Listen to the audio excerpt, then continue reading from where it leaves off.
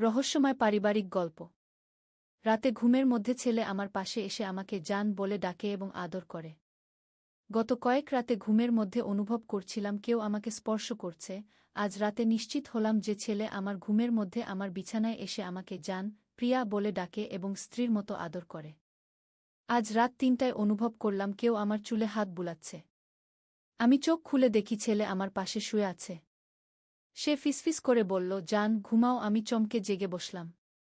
সে আমাকে শুইয়ে দিয়ে বলল, আমার প্রিয়া, ঘুমিয়ে থাকো। আমি জিজ্ঞেস করলাম, তুমি এখানে কেন? সে আমার কপালে চুমু দিয়ে বলল, আমার স্ত্রীর পাশে আমার ঘুমানোর অধিকার আছে। আমার শরীর কাঁপতে লাগল। সে আমাকে জড়িয়ে ধরে বলল, মা, আমি প্রতিরাতে তোমার পাশে এসে শুই। তুমি ঘুমিয়ে থাকো বলে টের পাও না আমার গলা শুকিয়ে গেল। সে বলল, আমি তোমাকে স্ত্রীর মতো আদর করি, তুমি আমার জান। আমার বুক ধড়ফড় করতে লাগল। অন্ধকার ঘরে তার নিঃশ্বাস আমার গলায় পড়ছিল। আমি ভাবছিলাম কতদিন ধরে এভাবে সে আমার সাথে থাকছে। এই গল্পটি সম্পূর্ণ শুনলে আপনাদের পানি অটোমেটিক বের হয়ে যাবে, সো যত দ্রুত সম্ভব হাতের কাছে টিস্যু নিয়ে বসে পড়ো। বিছানার চাদর যেন নষ্ট না হয় সেটা সম্পূর্ণ খেয়াল রাখার অনুরোধ জানিয়ে গল্পটি এখন শুরু করব। তার আগে সর্বশেষ অনুরোধ, দয়া করে এমন পানি বের করার গল্প নিয়মিত শুনতে আমাদের চ্যানেলটি সকলেই সাবস্ক্রাইব করুন। ধন্যবাদ। হ্যালো বন্ধুরা, আমার নাম মিতালি দাস। আমার বয়স ৩৮ বছর। আমার স্বামীর নাম সুদীপ দাস, বয়স ৪১ বছর। আমাদের ২ সন্তান, রায়ান আর তানিয়া। রায়ান ২১ বছর বয়সী, বিশ্ববিদ্যালয়ে পড়ে। তানিয়া ১৪ বছর বয়সী, হাই স্কুলে যায়। আমার এই অদ্ভুত অভিজ্ঞতার কথা বলার আগে আমাকে একটু পেছনের দিকে যেতে হবে। আমাদের পুরনো বাড়িটি ছিল কলকাতার উত্তরের একটি এলাকায়। বাড়িটা প্রায় ১০০ বছরের পুরনো। আমার শ্বশুরমশাই সেই বাড়িতে জন্মেছিলেন। তার বাবাও সেই বাড়িতে জন্মেছিলেন। অর্থাৎ এটা আমাদের পৈতৃক সম্পত্তি। বাড়িটির একটি বিশেষত্ব ছিল। ৩তলা বাড়ির দোতলায় একটি ঘর ছিল যেটিতে কেউ থাকতে চাইত না।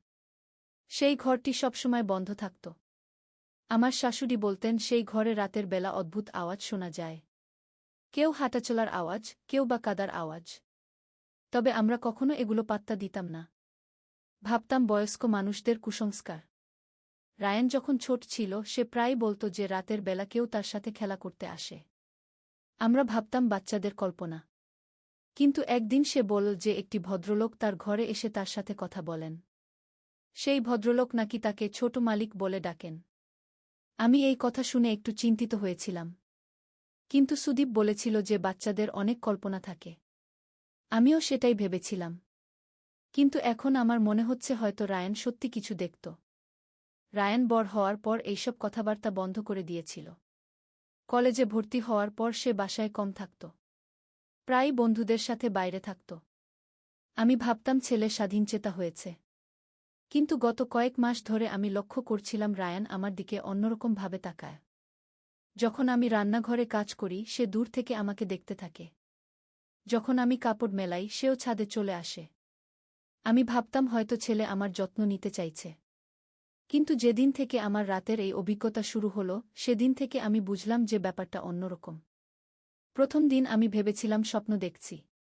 কিন্তু যখন বারবার হতে লাগল তখন আমি নিশ্চিত হলাম যে এটা সত্যি। রায়ান রাতের বেলা আমার ঘরে এসে আমার পাশে শুয়ে পড়ে।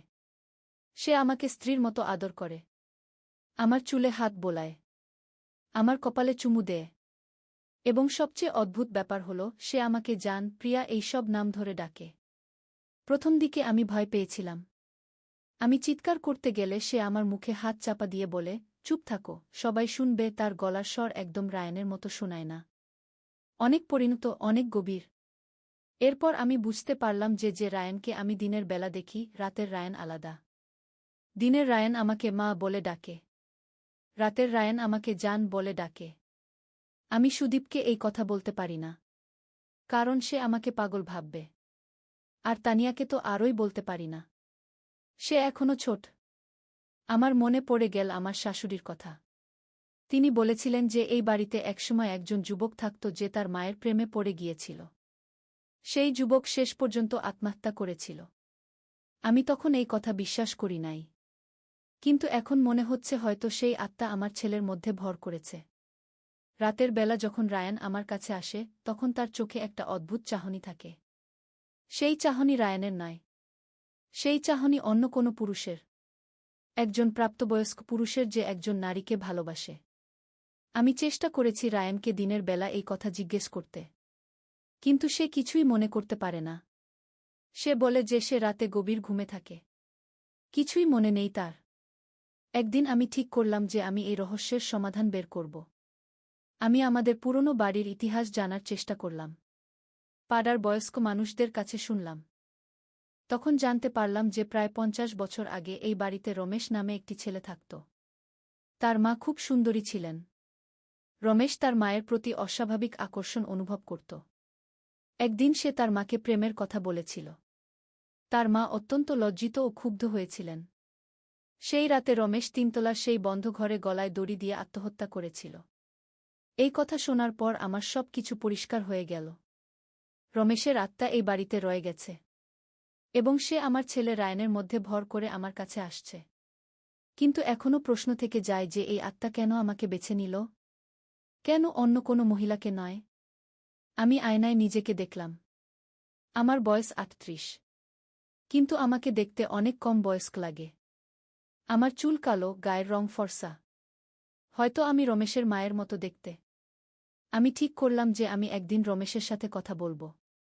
হয়তো তার সাথে কথা বলে আমি তাকে বুঝাতে পারব যে সে যা করছে সেটা ভুল। সেই রাতে যখন রমেশ আমার কাছে এলো রায়ানের রূপে, আমি তাকে বললাম, রমেশ, তুমি কি আমার সাথে কথা বলবে? সে চমকে গেল। তারপর বলল, তুমি আমার নাম জানো কিভাবে? আমি বললাম, আমি সব জানি। তুমি রমেশ। তুমি 50 বছর আগে এই বাড়িতে থাকতে। সে আমার পাশে বসে বলল, হ্যাঁ, আমি রমেশ। আমি এতদিন অপেক্ষা করেছি। তোমার মতো সুন্দরী কাউকে খুঁজছিলাম। আমার মা যেমন সুন্দরী ছিলেন, তুমি তেমনি। আমি বললাম, কিন্তু রমেশ, আমি তোমার মা নই। আমি রায়ানের মা। তুমি যা করছো সেটা ভুল। রমেশ বলল, আমি জানি তুমি আমার মা নও, কিন্তু তুমি তার মতো। আমি তোমাকে ভালোবাসি। আমি চাই তুমি আমার হও। আমি বললাম, কিন্তু রমেশ, আমার স্বামী আছে, সন্তান আছে। তুমি আমার ছেলের দেহ ব্যবহার করে আমার কাছে আসছ। এটা ঠিক নয়। রমেশ আমার হাত ধরে বলল, আমি 50 বছর ধরে একা আছি। আমি শুধু ভালোবাসা চাই। তুমি আমাকে একটু ভালোবাসা দাও না? আমার মায়া হলো রমেশের উপর। আমি বুঝতে পারছিলাম যে সে একটি আত্মা হলেও সে একা। সে ভালোবাসার জন্য তৃষ্ণার্ত। আমি বললাম, রমেশ, আমি তোমাকে বুঝি। কিন্তু তুমি যা চাইছ সেটা সম্ভব নয়। তুমি একটি আত্মা। আমি একজন জীবিত মানুষ। তুমি আমার ছেলেকে ছেড়ে দাও। তুমি শান্তিতে চলে যাও। রমেশ কাঁদতে লাগল। তার চোখ দিয়ে জল পড়তে লাগল। কিন্তু সেই মুখ রায়ানের। এটা খুবই অদ্ভুত লাগছিল। রমেশ বলল, আমি কোথায় যাব? এই বাড়ি ছাড়া আমার কোথাও যাওয়ার জায়গা নেই। আমি বললাম, তুমি আলোর দিকে যাও। তোমার মা হয়তো ওখানে অপেক্ষা করছেন।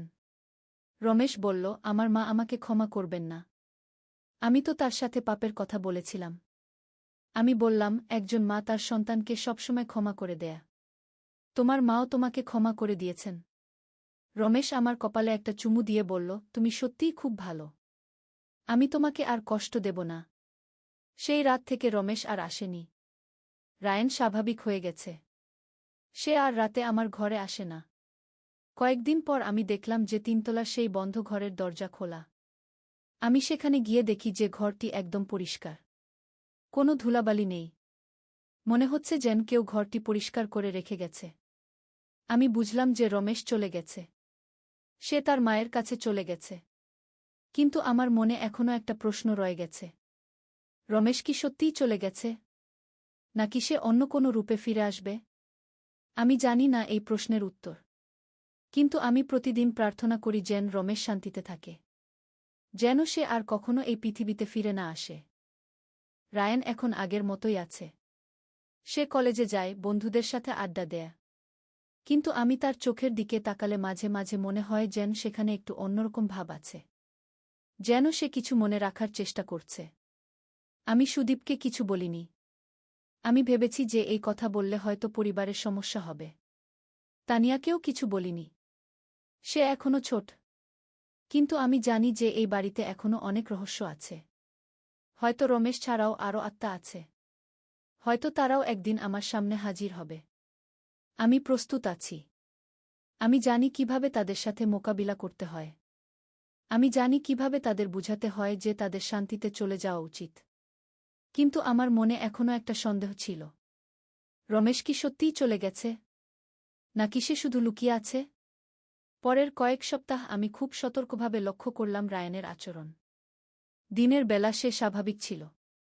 কিন্তু রাতের বেলা আমি তার ঘরের সামনে দিয়ে যাওয়ার সময় শুনতে পেতাম সে কারো সাথে কথা বলছে। আমি কান পেতে শুনলাম সে বলছে, না, আমি আর পারব না। তুমি চলে যাও। আমি বুঝলাম যে রমেশ এখনও রায়ানের সাথে যোগাযোগ রাখার চেষ্টা করছে। হয়তো সে আমাকে কথা দিয়েছিল কিন্তু এখনও সম্পূর্ণ চলে যেতে পারেনি। একদিন রাতে আমি রায়ানের ঘরে গেলাম। সে ঘুমাচ্ছিল। কিন্তু তার মুখে একটা অস্বস্তির ভাব ছিল। মনে হচ্ছিল যেন সে স্বপ্নের মধ্যে কারো সাথে লড়াই করছে। আমি তার কাছে বসে তার কপালে হাত রাখলাম। সঙ্গে সঙ্গে রায়ান জেগে উঠল। কিন্তু তার চোখের চাহনি আলাদা ছিল। সেই পরিচিত রমেশের চাহনি। রমেশ বলল, তুমি এসেছ? আমি তোমার জন্য অপেক্ষা করছিলাম। আমি বললাম, রমেশ, তুমি তো বলেছিলে যে তুমি চলে যাবে। তাহলে এখনও কেন এখানে আছো? রমেশ বলল, আমি চেষ্টা করেছি। কিন্তু আমি যেতে পারছি না। আমার আলোর দিকে যাওয়ার পথ খুঁজে পাচ্ছি না। আমি বুঝলাম যে রমেশের আত্মা এখনও পৃথিবীতে আটকে আছে। হয়তো তার কোনো অসমাপ্ত কাজ আছে যেটা শেষ না করা পর্যন্ত সে যেতে পারবে না। আমি জিজ্ঞেস করলাম, রমেশ, তুমি কি চাও? কি করলে তুমি শান্তিতে যেতে পারবে? রমেশ একটু চুপ করে রইল। তারপর বলল, আমি আমার মায়ের কাছে ক্ষমা চাই। আমি তাকে কষ্ট দিয়েছিলাম। আমার কারণে তিনি অত্যন্ত লজ্জিত হয়েছিলেন। আমি বললাম, কিন্তু তোমার মা তো এখন এই পৃথিবীতে নেই। রমেশ বলল, আমি জানি। কিন্তু আমি চাই কেউ আমার হয়ে তার কাছে ক্ষমা চাক। কেউ তাকে বলুক যে আমি আমার ভুল বুঝতে পেরেছি। আমার মনে একটা আইডিয়া এল। আমি বললাম, রমেশ, আমি তোমার জন্য প্রার্থনা করব। আমি ভগবানের কাছে প্রার্থনা করব যেন তিনি তোমার মাকে বলেন যে তুমি অনুতপ্ত।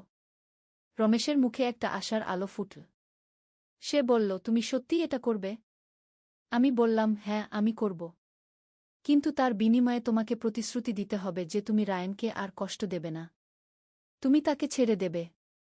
রমেশ আমার হাত ধরে বলল, আমি প্রতিশ্রুতি দিচ্ছি। তুমি আমার জন্য প্রার্থনা করলে আমি রায়ানকে ছেড়ে দেব। পরের দিন সকালে আমি একটি মন্দিরে গেলাম। সেখানে পুরোহিতের সাথে কথা বললাম। তাকে সবকিছু খুলে বললাম। পুরোহিত বললেন যে এরকম ঘটনা আগেও হয়েছে। তিনি রমেশের জন্য একটি বিশেষ পূজা করবেন যাতে তার আত্মা শান্তি পায়। পূজার দিন আমি বাড়িতে বসে প্রার্থনা করলাম। আমি ভগবানের কাছে প্রার্থনা করলাম যেন রমেশের মা তাকে ক্ষমা করে দেন। যেন রমেশ তার ভুল থেকে মুক্তি পায়। সেই রাতে রমেশ শেষবারের মতো আমার কাছে এল। তার মুখে একটা প্রশান্তির ভাব ছিল। সে বলল, আমি আমার মায়ের সাথে কথা বলতে পেরেছি। তিনি আমাকে ক্ষমা করে দিয়েছেন। আমি জিজ্ঞেস করলাম, তুমি কিভাবে তার সাথে কথা বললে? রমেশ বলল, স্বপ্নে। তিনি স্বপ্নে এসে বলেছেন যে একজন মা তার সন্তানকে সবসময় ক্ষমা করে। তিনি আমাকে বলেছেন যে আমি যেন শান্তিতে তার কাছে চলে যাই। রমেশ আমার কপালে শেষবারের মতো একটা চুমু দিয়ে বলল, ধন্যবাদ, তুমি আমাকে সাহায্য করেছ। আমি এখন শান্তিতে যেতে পারছি। সেই রাত থেকে রমেশ আর কখনো আসেনি। রায়ান সম্পূর্ণ স্বাভাবিক হয়ে গেছে। তার ঘুমের মধ্যে আর কোনো অস্বস্তি নেই। কিন্তু আমার গল্প এখানে শেষ নয়। কয়েক মাস পর আরেকটি অদ্ভুত ঘটনা ঘটল। একদিন তানিয়া স্কুল থেকে এসে বলল যে তার নতুন একটি বন্ধু হয়েছে। সেই বন্ধু নাকি তাদের বাড়ির তিনতলায় থাকে। আমি চমকে গেলাম। তিনতলায় তো কেউ থাকে না। আমি তানিয়াকে জিজ্ঞেস করলাম, তোমার বন্ধুর নাম কি? তানিয়া বলল, তার নাম কমলা। সে খুব সুন্দরী। তার লম্বা চুল। সে আমাকে অনেক গল্প বলে। আমার মনে পড়ে গেল রমেশের মায়ের কথা। পাড়ার লোকেরা বলেছিল যে রমেশের মায়ের নাম ছিল কমলা। তিনি খুব সুন্দরী ছিলেন। আমি বুঝলাম যে এবার কমলার আত্মা এসেছে। হয়তো রমেশের চলে যাওয়ার পর কমলাও শান্তি পাননি। হয়তো তিনি তার ছেলের জন্য চিন্তিত ছিলেন। আমি তানিয়াকে বললাম, তুমি কমলা আন্টির সাথে কি কথা বলো? তানিয়া বলল, তিনি আমাকে বলেন যে তার একটা ছেলে ছিল। সেই ছেলে তাকে অনেক কষ্ট দিয়েছিল। কিন্তু এখন তিনি জানেন যে তার ছেলে ভুল বুঝতে পেরেছিল। তিনি খুশি যে তার ছেলে শান্তিতে আছে। আমার চোখে জল চলে এল। আমি বুঝলাম যে কমলা আমার কাজের জন্য কৃতজ্ঞ। তিনি জানেন যে আমি তার ছেলে রমেশকে সাহায্য করেছি। আমি তানিয়াকে বললাম, তুমি কমলা আন্টিকে বলো যে আমি তার সাথে কথা বলতে চাই। সেই রাতে কমলা আমার স্বপ্নে এলেন। তিনি দেখতে ঠিক রমেশের মতো, কিন্তু তার মুখে একটা মাতৃত্বের ছাপ ছিল। কমলা আমাকে বললেন, ধন্যবাদ, তুমি আমার ছেলেকে সাহায্য করেছ। তুমি না থাকলে রমেশ কখনো শান্তি পেত না। আমি বললাম, আন্টি, আপনি এখন কি করবেন? আপনিও কি রমেশের কাছে চলে যাবেন? কমলা বললেন, হ্যাঁ, আমি যাব। কিন্তু তার আগে আমি তোমাকে একটা কথা বলতে চাই। এই বাড়িতে আরও আত্মা আছে। তারা সবাই শান্তি চায়। তুমি যদি পারো তাহলে তাদেরও সাহায্য করো। আমি বললাম, আমি চেষ্টা করব। কিন্তু আপনি আমাকে বলুন কারা আছে? কমলা বললেন, একজন বুড়ো আছেন যিনি এই বাড়ির প্রথম মালিক ছিলেন। তিনি তার সম্পত্তির জন্য চিন্তিত। আরেকজন যুবতী আছে যে এই বাড়িতে কাজ করত। সে একটি দুর্ঘটনায় মারা গিয়েছিল। আমি শুনে ভয় পেলাম।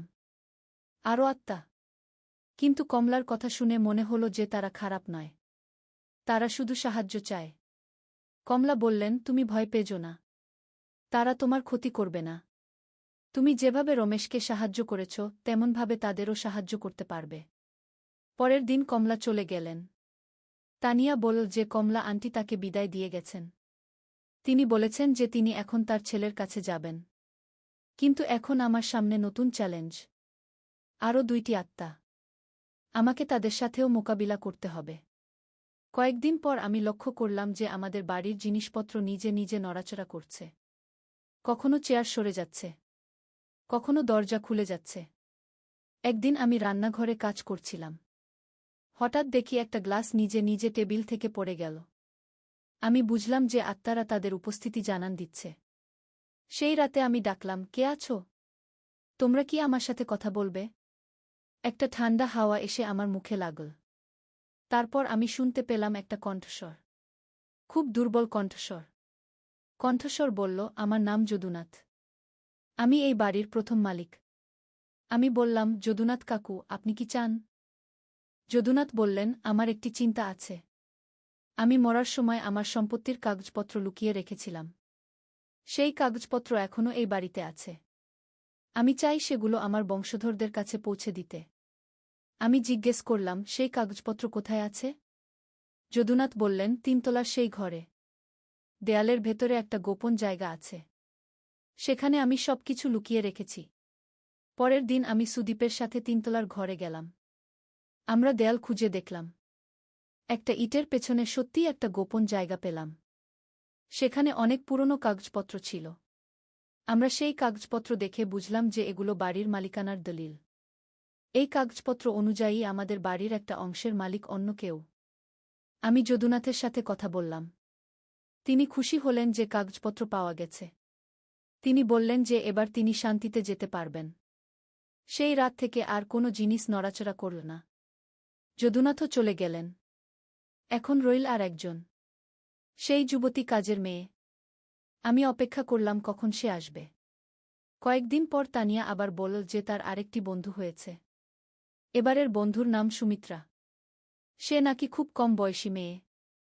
আমি বুঝলাম এবার সুমিত্রার পালা। আমি তানিয়ার মাধ্যমে সুমিত্রার সাথে কথা বললাম। সুমিত্রা জানাল যে সে এই বাড়িতে কাজ করত। একদিন সে সিঁড়ি থেকে পড়ে মারা গিয়েছিল। তার পরিবার তার মৃত্যুর জন্য এই বাড়ির মালিকদের দোষ দিয়েছিল। এই জন্য সুমিত্রার আত্মা শান্তি পায়নি। সুমিত্রা চাইল যেন তার পরিবারের কাছে খবর দেওয়া হয় যে তার মৃত্যু দুর্ঘটনা ছিল। কেউ তাকে মেরে ফেলেনি। আমি খোঁজখবর নিয়ে সুমিত্রার পরিবারের সন্ধান পেলাম। তারা এখনও কলকাতার বস্তিতে থাকে। আমি গিয়ে তাদের সাথে কথা বললাম। তাদের বোঝালাম যে সুমিত্রার মৃত্যু দুর্ঘটনা ছিল। সুমিত্রার পরিবার অবশেষে সত্যটা মেনে নিল। তারা আর আমাদের বাড়ির বিরুদ্ধে কোনো অভিযোগ রাখল না। সেই রাত থেকে সুমিত্রাও চলে গেল। তানিয়া বলল যে সুমিত্রা দিদি তাকে বিদায় জানিয়ে গেছে। এইভাবে আমি 3টি আত্মাকে শান্তি দিতে পেরেছি। রমেশ, কমলা, যদুনাথ আর সুমিত্রা সবাই এখন শান্তিতে আছে। আমাদের বাড়ি এখন স্বাভাবিক হয়ে গেছে। আর কোনো অদ্ভুত ঘটনা ঘটে না। রায়ান স্বাভাবিক। তানিয়াও স্বাভাবিক। কিন্তু আমি জানি যে আমার এই অভিজ্ঞতা আমাকে অন্যরকম মানুষ বানিয়েছে। আমি এখন বুঝি যে মৃত্যুর পরেও মানুষের আত্মা থেকে যেতে পারে যদি তাদের কোনো অসমাপ্ত কাজ থাকে। আমি এও বুঝেছি যে আত্মারা আসলে খারাপ নয়। তারা শুধু সাহায্য চায়। তারা শুধু শান্তি চায়। এখন আমি মাঝে মাঝে অন্যদের সাহায্য করি যারা এরকম সমস্যায় পড়ে। আমার ফোন নাম্বার এলাকায় ছড়িয়ে দিয়েছি। যদি কারো বাড়িতে ভৌতিক সমস্যা হয় তাহলে তারা আমাকে ডাকতে পারে। আমি বুঝেছি যে ভগবান আমাকে এই বিশেষ ক্ষমতা দিয়েছেন যাতে আমি অসহায় আত্মাদের সাহায্য করতে পারি। এটা আমার দায়িত্ব। গত মাসে আমি ৩টি পরিবারকে সাহায্য করেছি। তাদের বাড়িতেও আত্মার সমস্যা ছিল। আমি সেই সব আত্মাদের শান্তি দিতে পেরেছি। আমার এই কাজ আমাকে অনেক সান্ত্বনা দেয়। আমি মনে করি যে আমি সমাজের একটা উপকার করছি। সুদীপ প্রথমে আমার এই কাজ বুঝতে পারেনি। কিন্তু যখন সে দেখল যে আমি সত্যিই মানুষের উপকার করছি, তখন সে আমাকে সমর্থন করতে শুরু করল। রায়ান আর তানিয়াও এখন আমার কাজের কথা জানে। তারা গর্বিত যে তাদের মা অন্যদের সাহায্য করে। এই ছিল আমার পূর্ণ অভিজ্ঞতার কথা। এই গল্প শুনে যদি কেউ মনে করেন যে আপনার বাড়িতেও এরকম সমস্যা আছে, তাহলে ভয় পাবেন না। আত্মারা আমাদের শত্রু নয়। তারা আমাদের সাহায্য চায়। আর যারা এই গল্প শুনছেন তারা মনে রাখবেন যে মৃত্যুর পরেও জীবন আছে। আমাদের উচিত সেই জীবনের প্রতিও সম্মান দেখানো। আমি আশা করি আমার এই গল্প আপনাদের কাছে ভালো লেগেছে। এরকম আরও সত্য গল্প শুনতে চাইলে আমাদের চ্যানেল সাবস্ক্রাইব করে রাখুন। আমি নিয়মিত আমার অভিজ্ঞতার কথা শেয়ার করব। ধন্যবাদ সবাইকে। ভগবান সবার মঙ্গল করুন। আল্লাহর রহমতে পথ খোঁজা। প্রথম অধ্যায়, অন্ধকারের দিন। রাসেল নামের একটি ছেলে ছিল। বয়স তার মাত্র ২৫ বছর। ঢাকা শহরের একটা ছোট্ট বস্তিতে তার মা আর ছোট বোনকে নিয়ে থাকত। বাবা মারা গিয়েছিল যখন রাসেলের বয়স মাত্র ১৫। সেই থেকে পরিবারের একমাত্র উপার্জনকারী ছিল রাসেল। রাসেল প্রতিদিন ভোর ৫টায় উঠত। ফজরের নামাজ পড়ে বাজারে সবজি বিক্রি করত। দুপুরে একটু বিশ্রাম নিয়ে বিকেলে একটা দোকানে কাজ করত। রাতে বাড়ি ফিরে মাগরিবের নামাজ পড়ে মাকে সাহায্য করত। এভাবেই কেটে যাচ্ছিল তার দিনগুলো। একদিন সকালে যখন রাসেল বাজারে যাওয়ার জন্য প্রস্তুত হচ্ছিল, তখন তার মা ডাকল, রাসেল, একটু এদিকে আয়। রাসেল মায়ের কাছে গেল। মা তার হাত ধরে বসিয়ে দিল। বেটা, তোর বাবা মারা যাওয়ার পর থেকে তুই আমাদের দেখাশোনা করছিস। আল্লাহ তোকে বরকত দিয়েছেন। কিন্তু আমি চাই তুই একটু বেশি পড়াশোনা কর। বিশ্ববিদ্যালয়ে ভর্তি হোগু। আম্মা, আমি এখন কিভাবে পড়াশোনা করব? আমাদের তো খরচ চালানোই কষ্টও। মা মিষ্টি হেসে বলল, আল্লাহ যদি চান তাহলে সব পথ খুলে দেবেন। তুই চেষ্টা কর। আমি আর তোর বোন কম খেয়ে হলেও তোর পড়ার খরচ জোগাড় করব। রাসেল মায়ের কথায় খুব আবেগপ্রবণ হয়ে পড়ল। সে জানত মা কত কষ্ট করে তার জন্য এই কথাগুলো বলছে। সেই দিন থেকে রাসেল মনে মনে আল্লাহর কাছে দোয়া করতে লাগল। হে আল্লাহ, আপনি আমাকে পথ দেখান। আমি কি করব? দ্বিতীয় অধ্যায়, প্রথম পদক্ষেপ। কয়েকদিন পর রাসেল তার এক বন্ধু করিমের সাথে দেখা করল। করিম বিশ্ববিদ্যালয়ে পড়ত। করিম ভাই, আমি বিশ্ববিদ্যালয়ে ভর্তি হতে চাই। কিন্তু আমার অবস্থা তো জানেনই কি। করিম বলল, রাসেল, তুই যদি সত্যিই চাস তাহলে উপায় আছে। সান্ধ্যকালীন কোর্স আছে। সেখানে ভর্তি হতে পারিস। আর বৃত্তির জন্য আবেদন করতে পারিস। রাসেল খুব আশান্বিত হল। সে জানত এটা খুব কঠিন হবে, কিন্তু সে চেষ্টা করতে চাইল। পরের দিন জুমার নামাজের পর রাসেল খুতবা শুনল। ইমাম সাহেব বলছিলেন, আল্লাহ তায়ালা বলেছেন, যে ব্যক্তি আল্লাহকে ভয় করে, আল্লাহ তার জন্য পথ বের করে দেন এবং তাকে এমন জায়গা থেকে রিজিক দেন যেখান থেকে সে কল্পনাও করতে পারে না।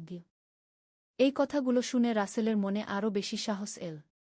সে মনে মনে বলল, আল্লাহ, আমি আপনার উপর ভরসা রাখছি। সেই সপ্তাহেই রাসেল ভর্তির ফর্ম সংগ্রহ করল। রাতে কাজ শেষে বাড়িতে এসে পড়াশোনা করতে লাগল। মা তাকে সাহায্য করত। ছোট বোন সাবিনাও তাকে উৎসাহ দিত। তৃতীয় অধ্যায়, পরীক্ষার সময়। ২ মাস পরিশ্রমের পর ভর্তি পরীক্ষার দিন এল। রাসেল খুব ভোরে উঠে তাহাজ্জুদ পড়ল। আল্লাহর কাছে দোয়া করল, আল্লাহ, আপনি যদি চান তাহলে আমাকে সফল করুন। আর যদি এটা আমার জন্য ভালো না হয় তাহলে আমাকে অন্য পথ দেখান। পরীক্ষার হলে গিয়ে দেখল অনেক ছাত্রছাত্রী। সবার চেহারায় উদ্বেগ। রাসেল মনে মনে সূরা ফাতিহা পড়ল এবং বিসমিল্লাহ বলে পরীক্ষা শুরু করল। পরীক্ষা শেষে রাসেল বাড়ি ফিরে মাকে সব বলল। মা বলল, আল্লাহর ইচ্ছা যা হবে তাই হবে। আমরা শুধু চেষ্টা করতে পারি। ফলাফলের অপেক্ষায় ছিল রাসেল। এই সময়ে সে আরও বেশি নামাজ কালাম পড়তে লাগল। প্রতিদিন ফজরের পর কুরআন তেলাওয়াত করত। এক সপ্তাহ পর ফলাফল বের হল। রাসেল দেখল তার নাম মেধা তালিকায় আছে। শুধু তাই নয়, সে বৃত্তিও পেয়েছে। রাসেল খুশিতে কেঁদে ফেলল। মাকে খবর দিতেই মা আল্লাহর শুকরিয়া আদায় করল। চতুর্থ অধ্যায়, নতুন চ্যালেঞ্জ। বিশ্ববিদ্যালয়ে ভর্তি হওয়ার পর রাসেলের জীবনে নতুন চ্যালেঞ্জ এল। সকালে সবজি বিক্রি করত, বিকেলে ক্লাস করত, রাতে পড়াশোনা করত। খুবই কষ্টকর ছিল। কিন্তু রাসেল হাল ছাড়ল না। সে জানত আল্লাহ তাকে এই পথ দেখিয়েছেন কোনো কারণে। ক্লাসে রাসেল একটি মেধাবী ছেলে ছিল। তার শিক্ষকেরা তাকে পছন্দ করত। একদিন তার ইসলামের ইতিহাস বিষয়ের শিক্ষক জনাব আহমেদ সাহেব তাকে ডাকল। রাসেল, তুমি খুব ভালো ছাত্র। আমি তোমাকে একটা কাজের সুযোগ দিতে চাই। আমার একটা গবেষণা প্রকল্প আছে। তুমি সন্ধ্যায় আমার সাহায্য করতে পার। এতে তোমার কিছু টাকাও হবে। রাসেল খুব খুশি হল। এই কাজ পেলে তার পড়াশোনার খরচ আরও ভালোভাবে চালানো যাবে। কিন্তু একটা সমস্যা ছিল। এই কাজ করলে তাকে বিকেলের দোকানের কাজ ছাড়তে হবে। সেই আয় কমে যাবে। রাসেল বাড়িতে এসে মার সাথে কথা বলল। মা বলল, বেটা, আল্লাহ যখন একটা দরজা বন্ধ করেন তখন অন্য দরজা খুলে দেন। তুই নতুন কাজটা নে। কি? পঞ্চম অধ্যায়, জ্ঞানের পথে। রাসেল শিক্ষকের সাথে গবেষণার কাজ শুরু করল। কাজটি ছিল ইসলামিক ইতিহাস নিয়ে। রাসেল প্রতিদিন নতুন নতুন বিষয় শিখত। একদিন আহমেদ সাহেব বলল, রাসেল, তুমি জান উমর ইবনে আব্দুল আজিজ এর গল্প? জি না স্যার। তিনি ছিলেন উমাইয়া খলিফাদের মধ্যে সবচেয়ে ন্যায়পরায়ণ। তিনি যখন খলিফা হলেন তখন তিনি সব বিলাসিতা ত্যাগ করে সাধারণ মানুষের মতো জীবন যাপন করতেন। তার স্ত্রী একদিন বলেছিল, আপনি খলিফা হওয়ার পর থেকে এত সাদামাটা হয়ে গেলেন কেন?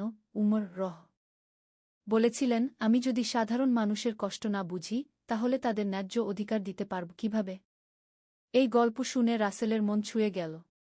সে বুঝতে পারল যে আল্লাহ তাকে কষ্টের মধ্য দিয়ে পরীক্ষা নিচ্ছেন যাতে সে মানুষের কষ্ট বুঝতে পারে। ষষ্ঠ অধ্যায়, দানের শিক্ষা। রাসেলের আর্থিক অবস্থা একটু ভালো হচ্ছিল। বৃত্তি আর গবেষণার কাজের টাকা দিয়ে পরিবারের খরচ চলে যাচ্ছিল। একদিন জুমার নামাজের পর মসজিদে একটি ঘোষণা দেওয়া হল। আমাদের এলাকার একটি পরিবার খুব কষ্টে আছে। বাবা অসুস্থ, কাজ করতে পারছে না। 3টি ছোট সন্তান। কেউ যদি সাহায্য করতে পারেন।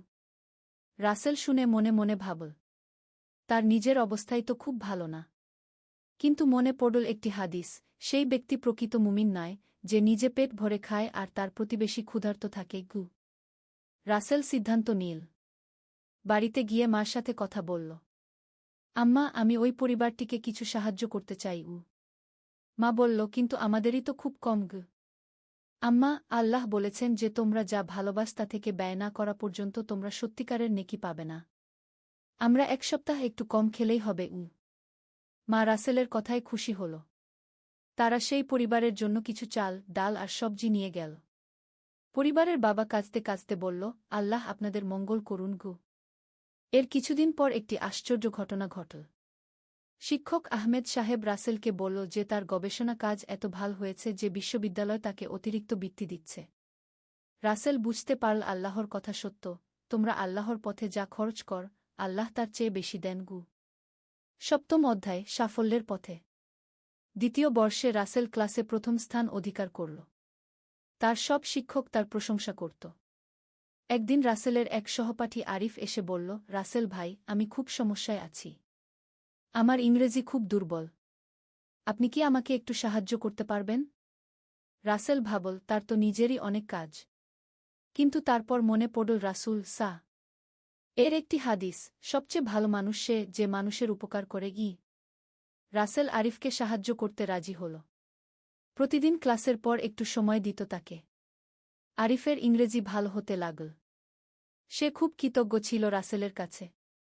1 মাস পর আরিফ রাসেলকে একটি খবর দিল। রাসেল ভাই, আমার বাবার একটি কোম্পানি আছে। উনি বলেছেন আপনাকে পার্ট টাইম কাজ দিতে পারেন। বেতনও ভালোও। রাসেল অবাক হল। সে আরিফকে শুধু সাহায্য করেছিল মানবিকতার কারণে।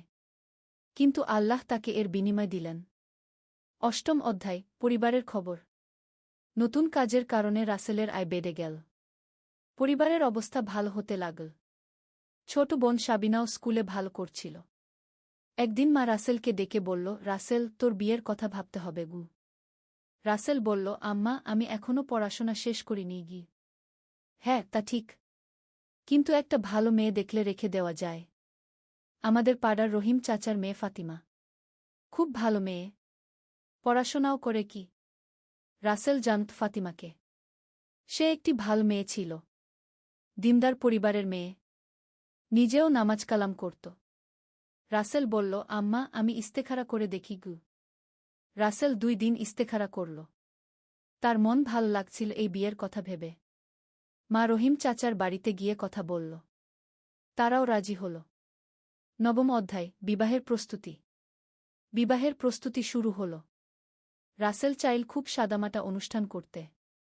একদিন ফাতিমার বাবা রহিম চাচা এসে বলল, রাসেল বেটা, তোমার কোনো চাহিদা আছে? রাসেল বলল, চাচা, আমি কিছু চাই না। শুধু আল্লাহর রহমত চাই। রহিম চাচা বলল, ভাল কথা। কিন্তু তুমি যেটা কর সেটা খুবই কষ্টের। তুমি কি মনে কর ফাতিমা এই কষ্ট সহ্য করতে পারবে? রাসেল বলল, চাচা, আমি ফাতিমার সাথে কথা বলবো। যদি সে রাজি থাকে তাহলে ঠিক আছে গিয়ে। পরদিন রাসেল ফাতিমার সাথে পরিবারের উপস্থিতিতে কথা বলল। ফাতিমা, আমি এখনও ছাত্র। আমাদের সংসারে অনেক কষ্ট হবে। তুমি কি এই কষ্ট নিতে পারবে? ফাতিমা মিষ্টি হেসে বলল, রাসেল ভাই, আল্লাহ যদি চান তাহলে সব কষ্ট সহজ হয়ে যাবে। আর মুমিনের জীবনে কিছু কষ্ট তো থাকবেই গু। রাসেল খুব খুশি হল। সে বুঝতে পারল ফাতিমা একটি বুদ্ধিমতী এবং ধৈর্যশীল মেয়ে। 10ম অধ্যায়, বিবাহ। খুব সাদামাটাভাবে রাসেল আর ফাতিমার বিবাহ হল। মসজিদে আকদ হল। বাড়িতে ছোট্ট একটা অনুষ্ঠান। বিবাহের পর রাসেলের জীবনে অনেক পরিবর্তন এল। ফাতিমা খুব ভালো একটি স্ত্রী ছিল। সে রাসেলকে পড়াশোনায় সাহায্য করত। ঘরের কাজও সামলাত। ফাতিমা নিজেও পড়াশোনা চালিয়ে যেত। সে BA পাস করে একটা চাকরির চেষ্টা করছিল। একদিন ফাতিমা রাসেলকে বলল, আমি একটা প্রাইভেট স্কুলে চাকরি পেয়েছি। এতে আমাদের আয় বেড়ে যাবে গু। রাসেল খুব খুশি হল। সে বুঝতে পারল আল্লাহ তাদের জন্য কত ভালো একটা পথ তৈরি করেছেন। 11ম অধ্যায়, সামাজিক কাজ। রাসেল আর ফাতিমার আর্থিক অবস্থা উন্নতি হচ্ছিল।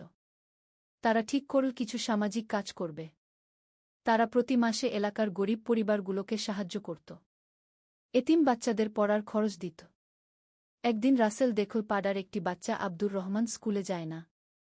রাসেল তার বাবার সাথে কথা বলল। ভাই, আব্দুর রহমান স্কুলে যায় না কেন? বাচ্চার বাবা বলল, ভাই, আমার তো স্কুলের খরচ দেওয়ার সামর্থ্য নেই গিয়ে। রাসেল বলল, আপনি চিন্তা করবেন না। আমি তার পড়ার খরচ দেব। এভাবে রাসেল বেশ কয়েকটি বাচ্চার পড়াশোনার দায়িত্ব নিল। 10ম অধ্যায়, গ্র্যাজুয়েশন। 3 বছর পরিশ্রমের পর রাসেল গ্র্যাজুয়েশন সম্পন্ন করল। সে তার ব্যাচে 3য় স্থান অধিকার করল। স্নাতক হওয়ার পর রাসেল একটা ভালো চাকরি পেল। একটা বেসরকারি সংস্থায় প্রোগ্রাম অফিসার হিসেবে। প্রথম বেতন পাওয়ার দিন রাসেল মায়ের পায়ে হাত দিয়ে সালাম করল। আম্মা, আল্লাহর রহমতে আজ আমি সফল হয়েছি। এটা সব আপনার দোয়ার বরকত। মা কেঁদে ফেল। আল্লাহ তোকে আরও বরকত দিন গু।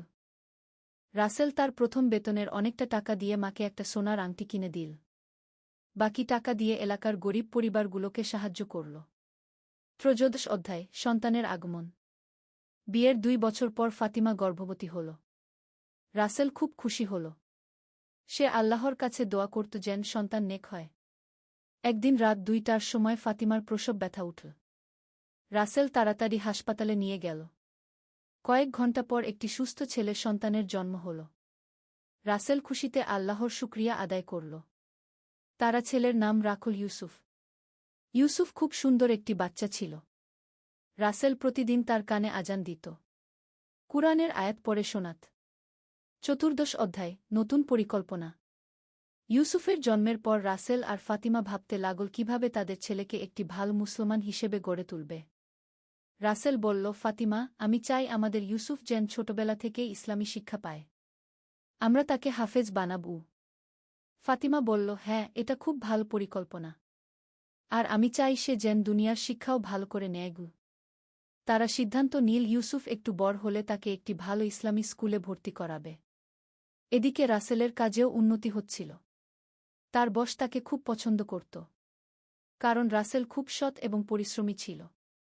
একদিন রাসেলের বস মিস্টার করিম তাকে ডাকল। রাসেল, আমি তোমাকে একটা নতুন প্রকল্পের দায়িত্ব দিতে চাই। এটা গ্রামাঞ্চলের উন্নয়নের জন্য। তুমি কি আগ্রহী? রাসেল বলল, জি স্যার, আমি আগ্রহী গো। তাহলে তোমাকে একটা গ্রামে গিয়ে কাজ করতে হবে। সেখানে স্কুল বানানো, স্বাস্থ্যসেবা দেওয়া এসব। রাসেল ভাবল, এটা তো খুব ভালো একটা কাজ। মানুষের সেবা করার সুযোগ। 5 অধ্যায়, গ্রামের কাজ। রাসেল পটুয়াখালীর একটা গ্রামে গেল কাজ করতে। গ্রামের নাম ছিল সুন্দরপুর। খুব সুন্দর একটা গ্রাম, কিন্তু অনেক সমস্যা ছিল। গ্রামে পৌঁছে রাসেল দেখল এখানে কোনো উন্নত স্কুল নেই, স্বাস্থ্যকেন্দ্রও নেই, রাস্তাঘাট খারাপ। রাসেল প্রথমে গ্রামের মানুষদের সাথে কথা বলল, তাদের সমস্যাগুলো বুঝতে চেষ্টা করল। গ্রামের প্রধান হাজী সাহেব বলল, বেটা, আমাদের অনেক সমস্যা। বাচ্চাদের পড়াশোনার জন্য শহরে পাঠাতে হয়, আর অসুখ বিসুখ হলে অনেক দূরে যেতে হয়। রাসেল বলল, হাজী সাহেব, আমরা ইনশাআল্লাহ এসব সমস্যার সমাধান করব, কিন্তু আপনাদের সবার সাহায্য লাগবে। রাসেল প্রথমে একটা প্রাথমিক স্কুল প্রতিষ্ঠার কাজ শুরু করল। গ্রামের মানুষদের সাথে নিয়ে একটা জায়গা ঠিক করল। কাজ শুরু করার আগে রাসেল একটা জামাতে নামাজ পড়ে আল্লাহর কাছে দোয়া করল, আল্লাহ, আপনি এই কাজে আমাদের সাহায্য করুন গো। 6 অধ্যায়, বাধা বিপত্তি। স্কুল বানানোর কাজ শুরু হল, কিন্তু কিছু সমস্যা দেখা দিল। গ্রামের কিছু প্রভাবশালী লোক এই প্রকল্পের বিরোধিতা করতে লাগল। একদিন রাসেল জানতে পারল যে স্থানীয় একজন রাজনৈতিক নেতা আলতাফ সাহেব বলেছেন যে এই প্রকল্প তার অনুমতি ছাড়া হতে পারবে না। রাসেল ভাবল, এই সমস্যার সমাধান করতে হবে। সে আলতাফ সাহেবের সাথে দেখা করতে গেল। আসসালামু আলাইকুম আলতাফ ভাই। ওয়ালাইকুম আসসালাম। তুমিই নাকি ওই নতুন অফিসার? জি ভাই, আমি রাসেল। আপনার সাথে কিছু কথা বলতে চেয়েছিলাম। কি ব্যাপার? আমরা এই গ্রামে একটা স্কুল বানাতে চাচ্ছি। শুনলাম আপনি বিরোধিতা করছেন। আলতাফ সাহেব একটু রাগত স্বরে বলল, দেখ ভাই, এই এলাকায় আমার প্রভাব আছে। আমার সাথে কথা না বলে কিছু করা যায় না। রাসেল বুঝতে পারল আলতাফ সাহেব মনে করছেন তার ক্ষমতা চ্যালেঞ্জ হচ্ছে। রাসেল বিনয়ের সাথে বলল, ভাই, আমি আপনাকে অসম্মান করার জন্য আসিনি। আসলে আমি চাই আপনি এই প্রকল্পে আমাদের সাহায্য করুন। আপনার অভিজ্ঞতা আর নেতৃত্ব আমাদের অনেক কাজে লাগবে। আলতাফ সাহেব একটু চিন্তা করল। রাসেলের বিনয়ী আচরণে তার মন নরম হল। ঠিক আছে, আমি তোমাদের সাহায্য করব, কিন্তু সব কিছু আমার সাথে পরামর্শ করে করতে হবে। রাসেল খুশি হল। সে বুঝতে পারল যে বিনা আর সম্মানের মাধ্যমে অনেক সমস্যার সমাধান করা যায়। 17 অধ্যায়, স্কুল প্রতিষ্ঠা। আলতাফ সাহেবের সহযোগিতায় স্কুল বানানোর কাজ দ্রুত এগিয়ে চল। গ্রামের সবাই মিলে হাত লাগাল। 6 মাস পর একটি সুন্দর প্রাথমিক স্কুল তৈরি হল। রাসেল ঢাকা থেকে কিছু শিক্ষক এনে নিযোগ দিল। স্কুল উদ্বোধনের দিন গ্রামের সবাই এল। হাজী সাহেব বলল, রাসেল বেটা, তুমি আমাদের গ্রামে আলো নিয়ে এসেছ। আল্লাহ তোমাকে উত্তম প্রতিদান দিন। রাসেলের চোখে পানি এসে গেল। সে বুঝতে পারল আল্লাহ তাকে এই কাজের জন্যই পাঠিয়েছেন। স্কুলে ভর্তির জন্য অনেক বাচ্চা এল। রাসেল দেখল যে অনেক গরিব পরিবারের বাচ্চারা বইখাতা কিনতে পারছে না। রাসেল সিদ্ধান্ত নিল যে গরিব বাচ্চাদের বিনামূল্যে বইখাতা দেবে। তার নিজের বেতনের টাকা দিয়েই এই খরচ চালাল। 18 অধ্যায়, স্বাস্থ্যসেবা। স্কুলের পর রাসেল গ্রামে একটা স্বাস্থ্যকেন্দ্র করার পরিকল্পনা করল। এই কাজটা আরও কঠিন ছিল। রাসেল ঢাকা গিয়ে একজন ডাক্তারের সাথে কথা বলল। ডাক্তার সাহেব বলল, আমি সপ্তাহে একবার আসতে পারব, কিন্তু একজন নার্স সব সময় থাকতে হবে। রাসেল গ্রামে ফিরে এসে সবার সাথে কথা বলল। গ্রামে একটি মেয়ে ছিল সালমা, যে নার্সিং ট্রেনিং নিয়েছিল কিন্তু কাজ পাচ্ছিল না। রাসেল সালমার বাবার সাথে কথা বলল। চাচা, সালমা যদি এই স্বাস্থ্যকেন্দ্রে কাজ করে তাহলে গ্রামের অনেক উপকার হবে। সালমার বাবা রাজি হল। সালমাও খুশি হল যে সে নিজের গ্রামেই কাজ করতে পারবে। 3 মাস পর স্বাস্থ্যকেন্দ্র চালু হল। প্রথম দিনেই অনেক রোগী এল। একটি বুড়ি এসে রাসেলের হাত ধরে বলল, বেটা, তুমি আমাদের জন্য কি করেছ? আল্লাহ তোমার মঙ্গল করুন। 49 অধ্যায়, ব্যক্তিগত জীবনের চ্যালেঞ্জ। গ্রামে কাজ করতে গিয়ে রাসেল পরিবার থেকে দূরে থাকতে হতো। মাসে একবার বাড়ি যেত। একদিন ফাতিমা ফোন করে বলল, রাসেল, ইউসুফ তোমার জন্য খুব কাঁদে। তুমি কি একটু বেশি বাড়িতে থাকতে পার? রাসেল মনে মনে কষ্ট পেল। সে জানত পরিবারের জন্য সময় দেওয়া খুব জরুরি, কিন্তু গ্রামের কাজও ছেড়ে দেওয়া যায় না। সেই রাতে রাসেল অনেক চিন্তা করল। সে আল্লাহর কাছে দোয়া করল, আল্লাহ, আমি কি করব?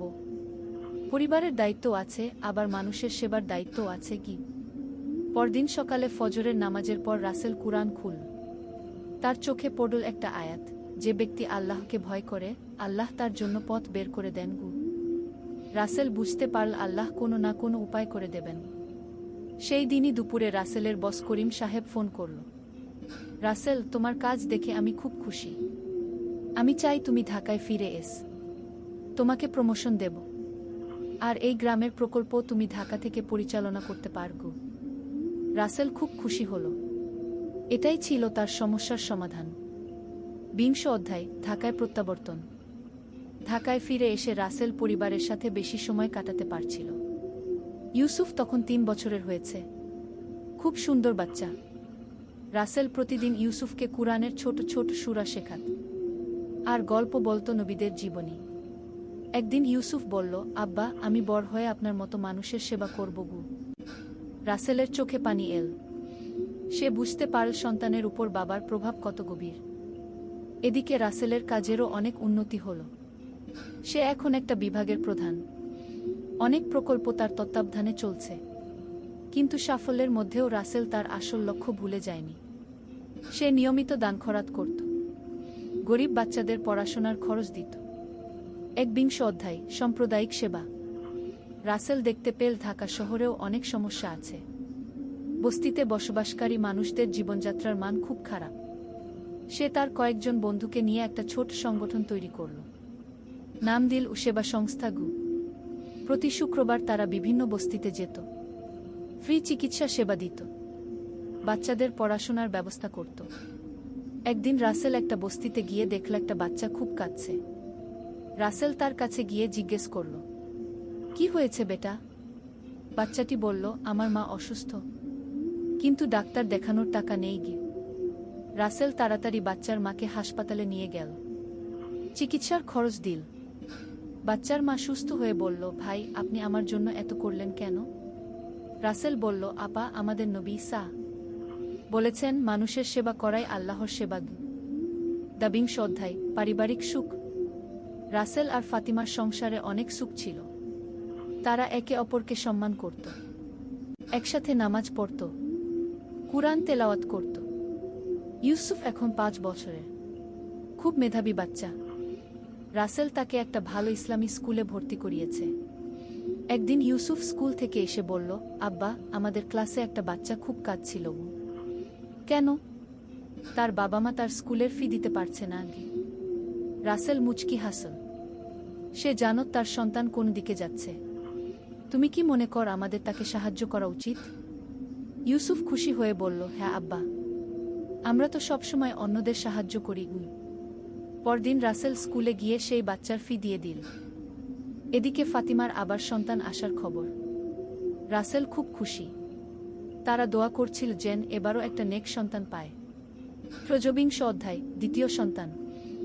ফাতিমার একটি মেয়ে হল, নাম রাখল আয়েশা। খুব সুন্দর বাচ্চা। ইউসুফ খুব খুশি। সে প্রতিদিন ছোট বোনের যত্ন নিত।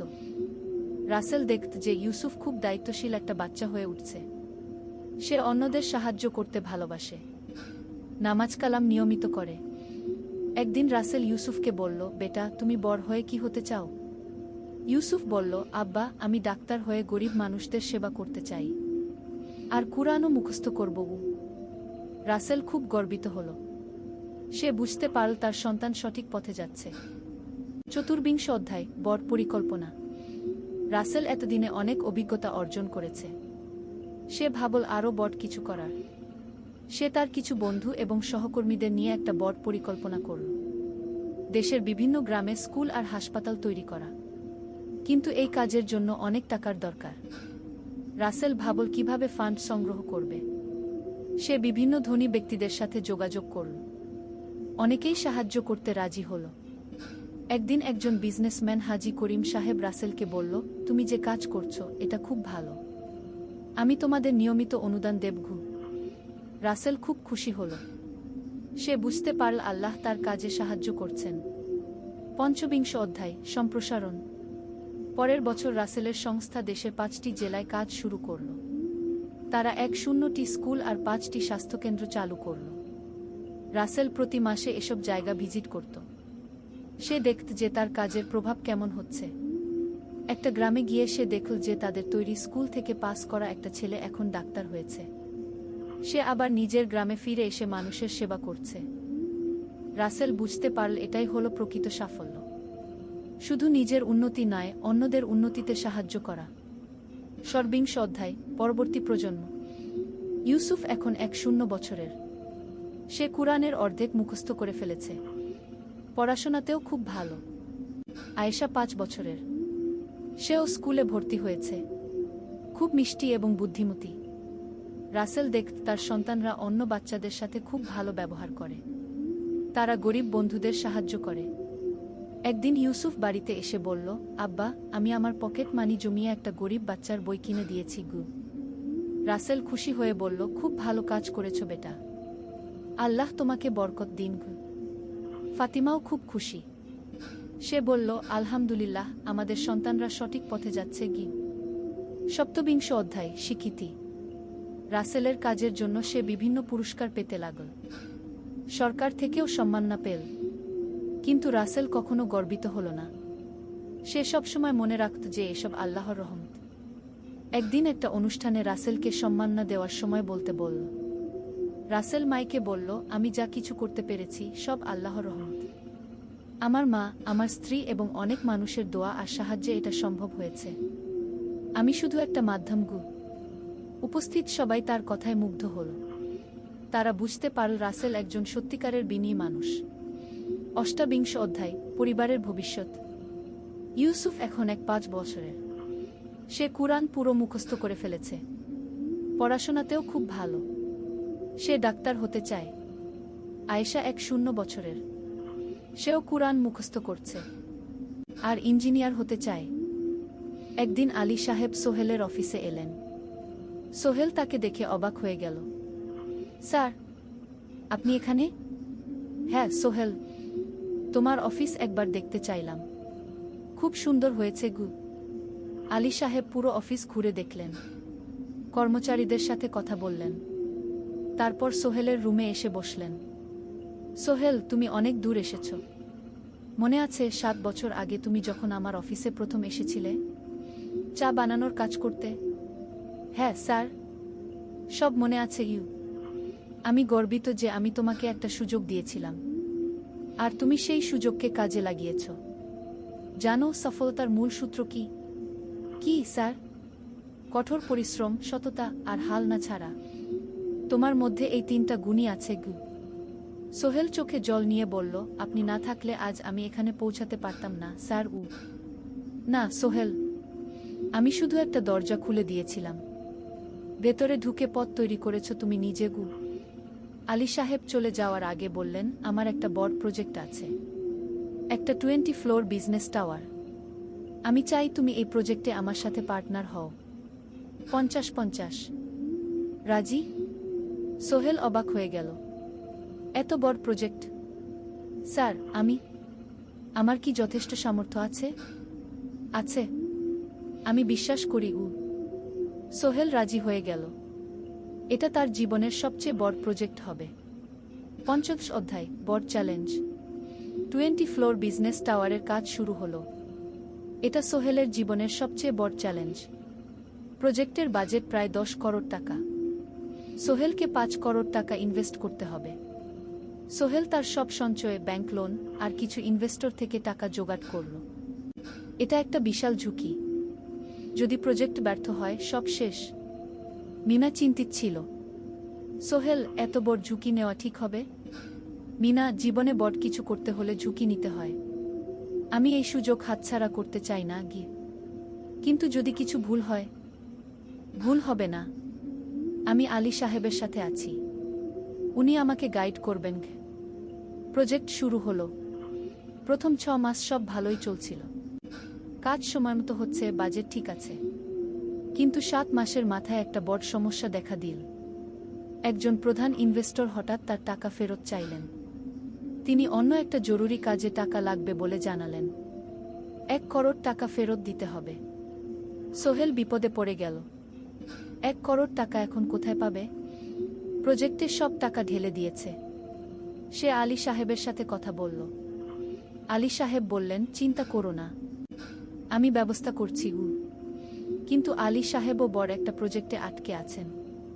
তার হাতে লিকুইড ক্যাশ নেই। সোহেল অন্য ব্যাংক থেকে লোন নেওয়ার চেষ্টা করল। কিন্তু ব্যাংক বলল, ইতিমধ্যে তার অনেক লোন আছে, নতুন লোন দিতে পারবে না। সোহেল রাতে ঘুমাতে পারছিল না। খাওয়া দাওয়া বন্ধ করে দিয়েছিল। মিনা তাকে দেখে খুব চিন্তিত হয়ে গেল। সোহেল, প্লিজ নিজেকে এভাবে শেষ করে ফেলো না। কোনো একটা রাস্তা বের হবেই কি। কিন্তু সোহেল কোনো রাস্তা দেখতে পাচ্ছিল না। ইনভেস্টর 15 দিন সময় দিয়েছে। 15 দিনের মধ্যে টাকা ফেরত না দিলে তিনি আইনি ব্যবস্থা নেবেন। 10 দিন কেটে গেল। সোহেল কোনো সমাধান খুঁজে পেল না। সে প্রায় হাল ছেড়ে দিয়েছিল। 11 দিনের দিন একটা অপ্রত্যাশিত ঘটনা ঘটল। জাহিদ ভাই, সোহেলের পুরনো সহকর্মী, তার অফিসে এলেন। জাহিদ ভাই এখন একটা রিয়েল এস্টেট কোম্পানিতে সিনিয়র ম্যানেজার। সোহেল, আমি তোমার সমস্যার কথা শুনেছি গু। হ্যাঁ ভাই, আমি বিপদে পড়েছি গু। আমি তোমাকে সাহায্য করতে চাই। আমার কিছু সঞ্চয় আছে, 5 লাখ টাকা। তুমি নাও। সোহেল চোখে জল নিয়ে বলল, ভাই আমি কিছু বলার দরকার নেই। তুমি আমাকে অনেক কিছু শিখিয়েছ। তোমার কাছ থেকে পরিশ্রম আর সততা শিখেছি। এখন আমার পালা তোমাকে সাহায্য করার। জাহিদ ভাই চলে যাওয়ার পর আরও 2 জন এলো। একজন সোহেলের পুরনো ক্লায়েন্ট, আরেকজন তার কর্মচারী। 2 জন মিলে আরও 8 লাখ টাকা দিল। করিম মামা 20 লাখ টাকা ব্যবস্থা করলেন। তার কিছু বন্ধুদের কাছ থেকে ধার করে।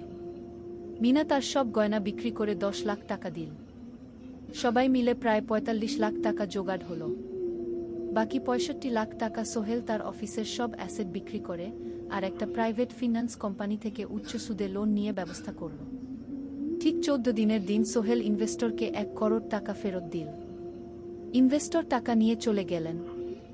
সোহেল তার অফিসে ফিরে এসে চেয়ারে বসে কাঁদল। এত চাপ, এত টেনশন, সব যেন একসাথে বের হয়ে এলো। মিনা এসে তাকে জড়িয়ে ধরল। আমরা পেরেছি সোহেল, আমরা পেরেছি গু। ষোড়শ অধ্যায়, পুনরুদ্ধার। এই ঘটনার পর সোহেল আরও সাবধান হয়ে গেল। সে বুঝল, ব্যবসায় শুধু সাহস নয়, বুদ্ধিও লাগে। ঝুঁকি নিতে হয়, কিন্তু হিসাব করে। প্রজেক্ট চলতে থাকল।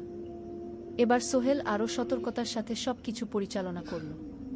প্রতিটা খরচ হিসাব করল, প্রতিটা সিদ্ধান্ত ভেবেচিন্তে নিল। আরও 1 বছর পর 20 ফ্লোর বিজনেস টাওয়ার সম্পন্ন হল। চমৎকার বিল্ডিং, শহরের অন্যতম সুন্দর ভবন। বিল্ডিংয়ের উদ্বোধন অনুষ্ঠানে শহরের মেয়র এলেন। অনেক ব্যবসায়ী, সাংবাদিক এলো। সোহেলের নাম পত্রিকা ছাপা হল। স্বপ্নের শহরে এক তরুণ উদ্যোক্তার সফলতার গল্প। প্রজেক্ট থেকে সোহেলের লাভ হল প্রায় 2 করোড় টাকা। এই টাকা দিয়ে সে সব ঋণ শোধ করল। জাহিদ ভাইয়ের টাকা ফেরত দিল। করিম মামার ঋণ শোধ করল। যারা সাহায্য করেছিল সবাইকে টাকা ফেরত দিল। মিনার জন্য নতুন গয়না কিনল, আরও সুন্দর। তার মাকে গ্রামে একটা নতুন পাকা বাড়ি বানিয়ে দিল। মা কাঁদতে কাঁদতে বললেন, তোর বাবা বেঁচে থাকলে কত খুশি হতো। তুই আমার সব স্বপ্ন পূরণ করেছিস কি। সোহেল নিজেদের জন্য একটা ফ্ল্যাট কিনল। 4 রুমের ফ্ল্যাট, সমুদ্রের কাছে। এখন আর ভাড়া বাড়িতে থাকতে হয় না। সপ্তদশ অধ্যায় প্রতিদান। সোহেল এখন একজন প্রতিষ্ঠিত উদ্যোক্তা, কিন্তু সে তার শেখ ভোলেনি। যে গ্রাম থেকে সে এসেছে, যারা তাকে সাহায্য করেছে, কাউকেই ভোলেনি। সে তার গ্রামে একটা স্কুল বানিয়ে দিল। সোহেল ফাউন্ডেশন স্কুল কো গরিব ছেলেমেয়েরা ফ্রিতে পড়তে পারবে। ভালো শিক্ষক নিযোগ দিল, ভালো পড়াশোনার ব্যবস্থা করল। শহরে একটা ফ্রি মেডিকেল ক্লিনিক খুলল, গরিব মানুষরা ফ্রিতে চিকিৎসা পাবে। প্রতি বছর 10 জন মেধাবী কিন্তু গরিব ছাত্রছাত্রীকে স্কলারশিপ দেওয়া শুরু করল। তারা বিনামূল্যে পড়াশোনা করতে পারবে। একদিন একটা টিভি চ্যানেল সোহেলের ইন্টারভিউ নিতে এলো। আপনার সফলতার গোপন সূত্র কি? সোহেল একটু ভেবে বলল, কঠোর পরিশ্রম, সততা আর হাল না ছাড়া। এই 3টা জিনিস যদি কারো মধ্যে থাকে, সে যে কোনো কিছু অর্জন করতে পারে। আর সবচেয়ে বড় কথা, যারা আমাকে সাহায্য করেছে তাদের ছাড়া আমি কিছুই না। একা কেউ সফল হতে পারে না। আপনার পরবর্তী স্বপ্ন কি? আমি চাই আরও মানুষকে সাহায্য করতে। আমার মতো যারা গ্রাম থেকে শহরে আসে, তাদের জন্য একটা ট্রেনিং সেন্টার খুলব। তারা সেখানে বিভিন্ন স্কিল শিখতে পারবে, চাকরি পাবে, নিজের পায়ে দাঁড়াতে পারবে। অষ্টাদশ অধ্যায় নতুন প্রজন্ম। আরও 5 বছর কেটে গেল। সোহেল এখন 45 বছরের। তার মেয়ে সারা এখন 9 বছরের। স্কুলে ক্লাস 4-এ পড়ে, খুব মেধাবী মেয়ে। একদিন সারা বাবাকে জিজ্ঞেস করল, বাবা, তুমি কিভাবে এত বড় হলে? আমার বন্ধুরা বলে তুমি একজন সফল মানুষ গো। সোহেল তাকে কোলে নিয়ে বসল। বাবা, তুমি জানো, তোমার দাদু ছিলেন একজন স্কুল শিক্ষক, খুব সৎ মানুষ। কিন্তু আমরা গরিব ছিলাম। আমি রিক্সা চালাতাম। রিক্সা? সত্যি? হ্যাঁ। তারপর আমি এই শহরে এলাম। অনেক কষ্ট করেছি, কিন্তু হাল ছাড়িনি। মানুষ আমাকে সাহায্য করেছে, আর আমি কঠোর পরিশ্রম করেছি। বাবা, আমিও কি তোমার মতো হতে পারবো? অবশ্যই পারবে বাবা। তবে মনে রেখো, সফলতা মানে শুধু টাকা পয়সা না। সফলতা মানে ভালো মানুষ হওয়া, অন্যদের সাহায্য করা, সৎ থাকা। সারা মাথা নাড়ল। আমি ভালো মানুষ হব বাবাগু। সোহেল তার মেয়েকে জড়িয়ে ধরল। মনে মনে ভাবল, তার জীবনের সব কষ্ট সার্থক হয়েছে। মিনা রান্নাঘর থেকে ডাকল, খাবার তৈরি। এসো। সোহেল সারাকে নিয়ে ডাইনিং টেবিলে গেল। ঋতু এসেছে। সে এখন বিয়ে করেছে, তার একটা ছেলে হয়েছে। সোহেলের মা মাঝে মাঝে চট্টগ্রামে বেড়াতে আসেন। আজও এসেছেন। সবাই মিলে খেতে বসল। হাসি গল্পে ভরা পরিবার। সোহেল তাকাল তার মায়ের দিকে, মিনার দিকে, সারার দিকে, ঋতুর দিকে। মনে হলো, জীবনে আর কি চাই? খাওয়া শেষে সবাই বসে রইল, গল্প করছিল। হঠাৎ সোহেলের ফোন বাজল। অফিস থেকে একটা জরুরি বিষয়। সোহেল ফোন রেখে দিয়ে মিনাকে বলল, একটা নতুন প্রজেক্টের প্রস্তাব এসেছে। একটা এতিমখানা বানানোর কাজ। সরকারি প্রজেক্ট। তুমি নেবে? অবশ্যই। এটা আমার স্বপ্নের প্রজেক্ট। যেসব বাচ্চাদের বাবা মা নেই, তাদের জন্য একটা সুন্দর জায়গা। মিনা হাসল। তুমি কখনো বদলাও না, এখনো অন্যদের কথা ভাবো। এটাই তো জীবন মিনা। শুধু নিজের জন্য বাঁচলে কি হবে? 49 অধ্যায় উত্তরাধিকার। 10 বছর আরও কেটে গেল। সোহেল এখন 55 বছরের। তার চুলে পাক ধরেছে, কিন্তু শক্তি এখনো আগের মতোই।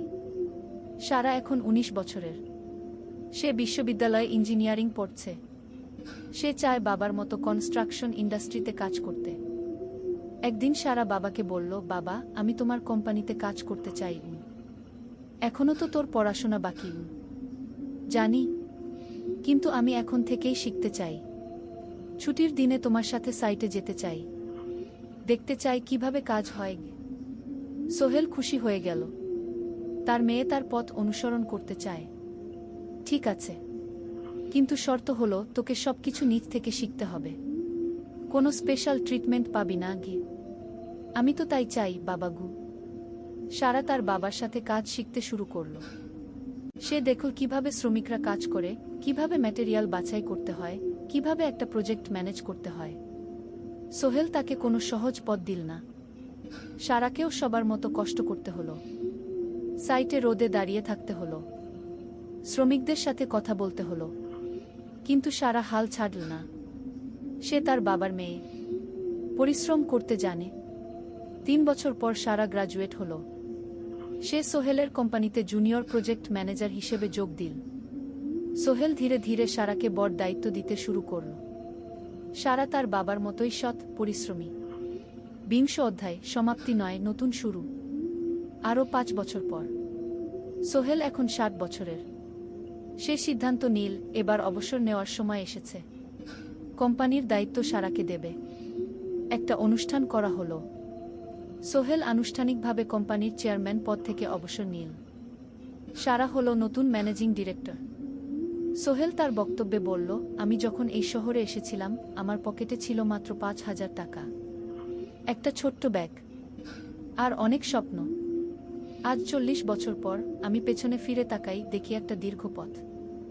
সেই পথে অনেক কষ্ট ছিল, অনেক বাধা ছিল, কিন্তু ছিল অনেক ভালোবাসাও, অনেক মানুষের সাহায্যও। আমি বিশ্বাস করি সফলতা একা আসে না, এটা আসে অনেক মানুষের সমর্থন, ভালোবাসা আর বিশ্বাস নিয়ে। আমি যা কিছু অর্জন করেছি তা আমার একার না, এটা আমার পরিবারের, আমার কর্মচারীদের, আমার বন্ধুদের, সবার। আজ আমি আমার মেয়ে সারার হাতে এই দায়িত্ব তুলে দিচ্ছি। আমি জানি সে আমার চেয়ে ভালো করবে, কারণ সে শিখেছে আমার ভুল থেকে, আমার অভিজ্ঞতা থেকে। অনুষ্ঠান শেষ হলো, সবাই চলে গেল। সোহেল আর মিনা অফিসে একা দাঁড়িয়ে রইল। মিনা, মনে আছে আমরা প্রথম কখন দেখা হয়েছিলাম? হ্যাঁ, তোমার সেই ছোট্ট মুদি দোকানে। তুমি বিস্কুট কিনতে এসেছিলে। কে ভেবেছিল সেই দিন থেকে আমাদের এই পর্যস্বপ্নের শহর। প্রথম অধ্যায়, যাত্রা শুরু। সকাল 7টা বেজে গেছে। ঢাকার কমলাপুর রেল স্টেশনে মানুষের ভিড়। চারদিকে চা বিস্কুট বিক্রেতাদের চিৎকার, ট্রেনের হর্ন আর যাত্রীদের কোলাহল। এই বিশাল ভিড়ের মধ্যে একটা ছোট্ট ব্যাগ হাতে দাঁড়িয়ে আছে সোহেল। বয়স মাত্র 22। গায়ের রং শ্যামলা, চোখে স্বপ্নের ঝিলিক। ভাইজা, চট্টগ্রামের টিকিট আছে? সোহেল টিকিট কাউন্টারের সামনে দাঁড়িয়ে জিজ্ঞেস করল। আছে। 3 টাকা। কাউন্টারের লোকটা উত্তর দিল। সোহেল তার পকেট থেকে টাকা বের করল। মোট 5,000 টাকা। এই টাকা সে জমিয়েছে গত 3 বছরে রিক্সা চালিয়ে। তার স্বপ্ন ছিল চট্টগ্রাম গিয়ে একটা ভালো চাকরি পাওয়া। গ্রামে আর থাকতে চায় না সে। বাবা মারা গেছেন 10 বছর আগে। মা আর ছোট বোন ঋতুকে নিয়ে সংসার চালাচ্ছিল রিক্সা চালিয়ে। কিন্তু এভাবে তো আর সারা জীবন চলবে না। টিকিট কেটে সোহেল প্ল্যাটফর্মে এলো। ট্রেন ছাড়বে আর মাত্র 15 মিনিট পরে। সে একটা বেঞ্চে বসে পড়ল, ব্যাগটা বুকের কাছে চেপে ধরল। এই ব্যাগে আছে তার সব সম্পদ, কিছু কাপড়, একটা ছোট্ট ফটো ফ্রেমে বাবা মায়ের ছবি, আর কিছু টাকা। কোথায় যাচ্ছেন? পাশে বসা একজন বয়স্ক মানুষ জিজ্ঞেস করলেন। চট্টগ্রাম কাকা। চাকরি খুঁজতে যাচ্ছি কি? সোহেল বিনয়ের সাথে উত্তর দিল। ভালো, তবে শহরে সাবধানে থাকবেন। শহর মানে অনেক সুযোগ, কিন্তু অনেক ফাঁদও আছে। বয়স্ক লোকটা বললেন। সোহেল মাথা নাড়ল। সে জানে শহরের জীবন সহজ না, কিন্তু তার কোনো বিকল্প নেই। গ্রামে রিক্সা চালিয়ে মাসে 3,500 টাকা আয় হতো। তার মধ্যে সংসার চালাতে হতো, বোনের স্কুলের খরচ দিতে হতো, মায়ের ওষুধের খরচ দিতে হতো। কিছুই বাঁচত না। আর এই জীবন থেকে বেরোনোর একটাই পথ, শহরে গিয়ে ভালো কাজ খুঁজে নেওয়া। সোহেল মনে মনে ভাবল তার বাবার কথা। বাবা ছিলেন একজন স্কুল শিক্ষক, খুব সৎ মানুষ ছিলেন। সবসময় বলতেন, সোহেল, তুই লেখাপড়া শিখে বড় মানুষ হবি। আমাদের পরিবারে আর কেউ বড় চাকরি করেনি, তুই করবি। কিন্তু বাবা যখন মারা গেলেন তখন সোহেল মাত্র এসএসসি পরীক্ষা দিয়েছে। ফলাফল ভালো হয়েছিল, জিপিএ অর্ধচতু। কিন্তু বাবার মৃত্যুর পর আর পড়া হলো না। পরিবারের দায়িত্ব নিতে হলো। ট্রেন ছাড়ল। সোহেল জানালার পাশে বসে বাইরে তাকাল। ধানক্ষেত, নদী, ছোট ছোট গ্রাম, সব পেছনে ফেলে ট্রেন এগিয়ে চল। সোহেলের মনে হলো সে যেন তার পুরনো জীবনটাকেও পেছনে ফেলে আসছে। ট্রেনে একজন হকার এসে চা বিক্রি করছিল। সোহেল একটা চা কিনল। 10 টাকা। চা খেতে খেতে সে ভাবছিল, চট্টগ্রাম পৌঁছে কি হবে? করিম মামা তাকে সাহায্য করবেন তো? চাকরি পাওয়া যাবে তো? করিম মামা আসলে সোহেলের খুব দূর সম্পর্কের মামা। সোহেলের দাদির বোনের ছেলে। অনেক বছর আগে গ্রাম ছেড়ে চট্টগ্রামে চলে গিয়েছিলেন। সেখানে একটা কনস্ট্রাকশন কোম্পানিতে কাজ করেন। বছরে একবার দুবার গ্রামে আসতেন। গত বছর যখন এসেছিলেন তখন সোহেলের মাকে বলেছিলেন সোহেলকে চট্টগ্রাম পাঠান, আমি একটা কাজের ব্যবস্থা করে দেব। সেই কথাতেই ভরসা করে সোহেল আজ এই যাত্রা। দ্বিতীয় অধ্যায়, নতুন শহর। চট্টগ্রাম পৌঁছাতে প্রায় 6 ঘন্টা লেগে গেল। দুপুর 1টা বাজে। সোহেল স্টেশন থেকে বের হয়ে শহরের রাস্তায় দাঁড়াল। কি বিশাল শহর! এত গাড়ি, এত মানুষ। চারদিকে উঁচু উঁচু বিল্ডিং, দোকানপাট, মানুষের ভিড়। সোহেল কিছুক্ষণ দাঁড়িয়ে থাকল সব কিছু দেখতে দেখতে। তার মনে হচ্ছিল সে যেন অন্য কোনো পৃথিবীতে এসে পড়েছে। তার পকেটে একটা ছোট্ট কাগজ আছে। সেখানে লেখা একটা ঠিকানা, করিম মিয়া, বাড়ি নং 23, রোড নং 5, আগ্রাবাদ, চট্টগ্রামকে। সোহেল একটা রিকশা ডাকল। কত নেবেন আগ্রাবাদ যেতে? 50 টাকা গু। সোহেল রিকশায় উঠল। রাস্তার দুধারে দোকান, মার্কেট, অফিস, সব কিছু দেখতে দেখতে সে অবাক হয়ে গেল। এত বড় শহর, এত কিছু! গ্রামের সেই ছোট্ট বাজারের সাথে কোনো তুলনাই হয় না। প্রায় আধা ঘন্টা পর রিকশা একটা পুরনো বাড়ির সামনে থামল। 3 তলা বাড়ি, কিন্তু রং উঠে গেছে। সিঁড়ি দিয়ে উঠে 3য় তলায় করিম মামার ফ্ল্যাটে নক করল। দরজা খুলল এক মধ্যবয়সী মহিলা। কে? আসসালামু আলাইকুম আপা, আমি সোহেল, নোয়াখালীর গ্রাম থেকে এসেছি। করিম মামা বাড়িতে আছেন? মহিলা তাকে মাথা থেকে পা পর্যন্ত দেখল। করিম তো অফিসে গেছে। তুমি কে? কোথা থেকে এসেছ? সোহেল সব খুলে বলল। মহিলা তাকে ভেতরে ঢুকতে দিল। বসো। করিম সন্ধ্যায় ফিরবে গু। ফ্ল্যাটটা ছোট, 2টো রুম, একটা ছোট্ট রান্নাঘর আর একটা বাথরুম। কিন্তু সোহেলের কাছে খুব সুন্দর লাগল। গ্রামের সেই টিনের ঘরের চেয়ে তো অনেক ভালো। মহিলা তার নাম জানাল সালমা, করিম মামার স্ত্রী। তাদের 2টো ছেলে, একজন ক্লাস 8-এ পড়ে, আরেকজন ক্লাস 5-এ। খেয়েছ? সালমা আপা জিজ্ঞেস করল। না আপা গু। অপেক্ষা করো, ভাত আছে, মাছ আছে, খাও। সোহেল প্রথমে রাজি হতে চাইল না, কিন্তু খুব খিদে পেয়েছিল। সকাল থেকে শুধু একটা চা আর বিস্কুট খেয়েছে। খাওয়া দাওয়ার পর সোহেল বসে রইল। সালমা আপা তাকে গল্প করতে লাগল। তোমার মা কেমন আছেন? তোমার বোন? ভালো আছে আপা, মার একটু গেটে বাত আছে, ওষুধ খাচ্ছেন। বোন স্কুলে পড়ে কু। তুমি কি করতে চাও এখানে?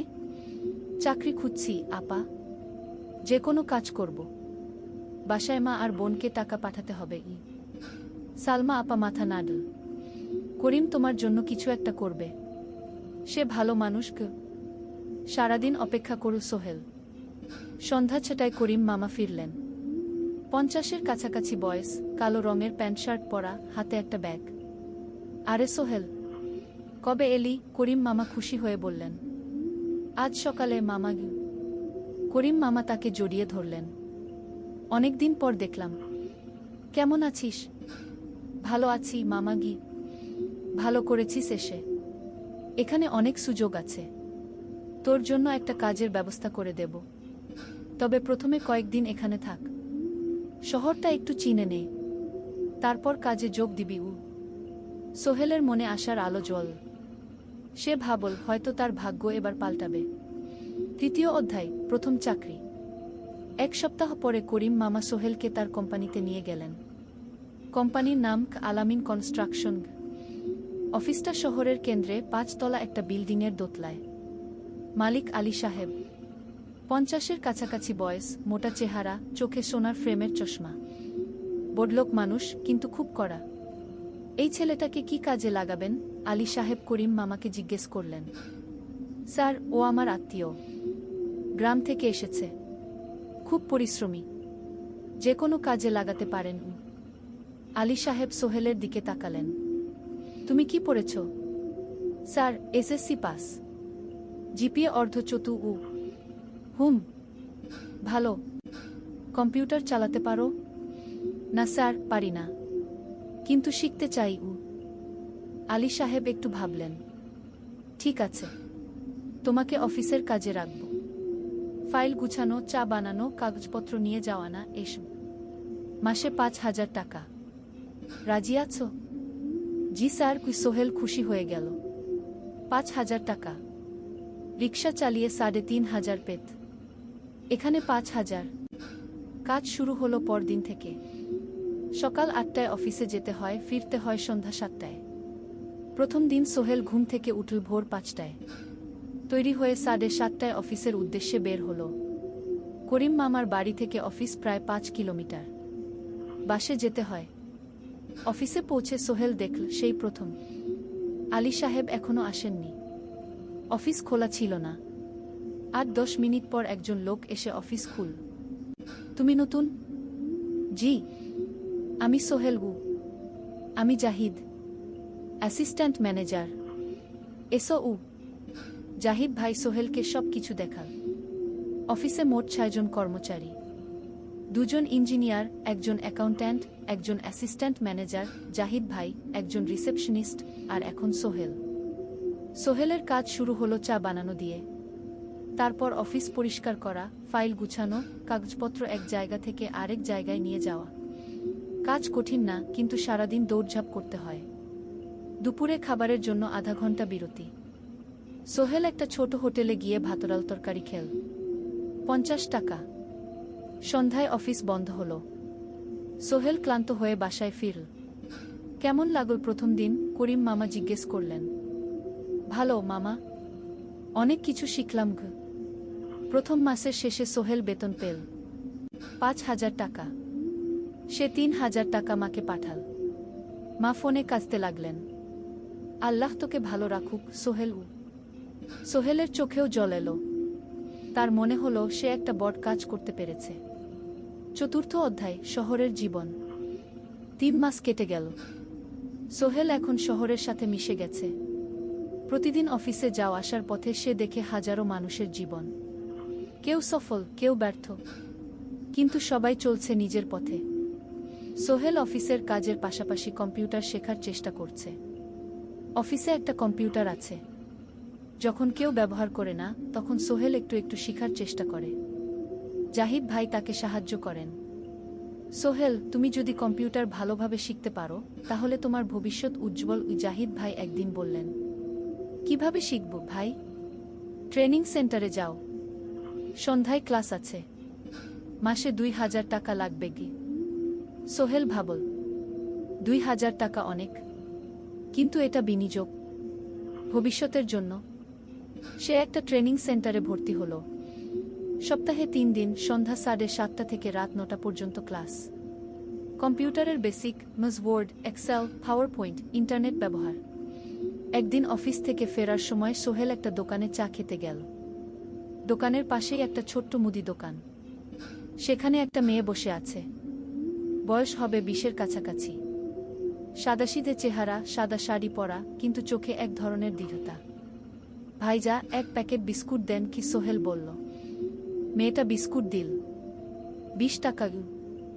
সোহেল টাকা দিয়ে যাচ্ছিল, হঠাৎ মেয়েটা বলল, আপনি নতুন এসেছেন এই এলাকায়, তাই না? হ্যাঁ। 3 মাস হলো। কিভাবে বুঝলেন? আপনার চেহারা দেখেই বোঝা যায়। এখনো গ্রামের ছোঁয়া আছে। আর আপনি প্রতিদিন এই পথ দিয়ে যান। দেখেছি কি? মেয়েটা হাসল। সোহেলও হেসে ফেল। আপনি খুব পর্যবেক্ষক মনে হচ্ছে কি? জীবনে অনেক কিছু দেখেছি, তাই মানুষকে চিনতে শিখেছি। আপনার নাম? মিনা। এই দোকান আমার বাবার। উনি অসুস্থ, তাই আমি দেখছি। সেদিন থেকে সোহেল প্রায় সেই দোকানে যেতে শুরু করল। মিনার সাথে গল্প করত। ধীরে ধীরে তাদের মধ্যে একটা বন্ধুত্ব তৈরি হলো। মিনাও তার জীবনের গল্প বলল। মিনার মা মারা গেছেন যখন সে মাত্র 7 বছরের। বাবা আব্দুল হামিদ একা হাতে মিনাকে বড় করেছেন। মুদি দোকান দিয়ে সংসার চালান। মিনা কলেজে পড়ে, অনার্স 2nd ইয়ার। সকালে কলেজে যায়, দুপুরে ফিরে এসে দোকান সামলায়। বাবার হার্টের সমস্যা আছে, তাই ভারী কাজ করতে পারেন না। তোমার স্বপ্ন কি? একদিন সোহেল জিজ্ঞেস করল। গ্রাজুয়েশন শেষ করে একটা ভালো চাকরি করব। তারপর বাবাকে ভালো চিকিৎসা করাব। তুমি? আমিও চাকরি করে পরিবারকে ভালোভাবে দেখভাল করতে চাই। মা আর বোনকে নিয়ে শহরে আনব একদিন। দুজনেই নিজেদের স্বপ্নের কথা বলতে গিয়ে বুঝল তাদের স্বপ্ন অনেকটা একই রকম। পঞ্চম অধ্যায়, বিপদ। 6 মাস কেটে গেল। সোহেল এখন আলী সাহেবের খুব প্রিয় কর্মচারী। সে শুধু চা বিস্কুট দেওয়ার কাজই করে না, এখন কম্পিউটারেও কিছু কাজ শিখেছে। ছোটখাটো টাইপিং, ডেটা এন্ট্রি এসব করতে পারে। আলী সাহেব খুশি হয়ে তার বেতন বাড়িয়ে 8,000 টাকা করে দিয়েছেন। একদিন রাতে সোহেল অফিস থেকে ফিরছিল। সেদিন একটু দেরি হয়ে গেছে।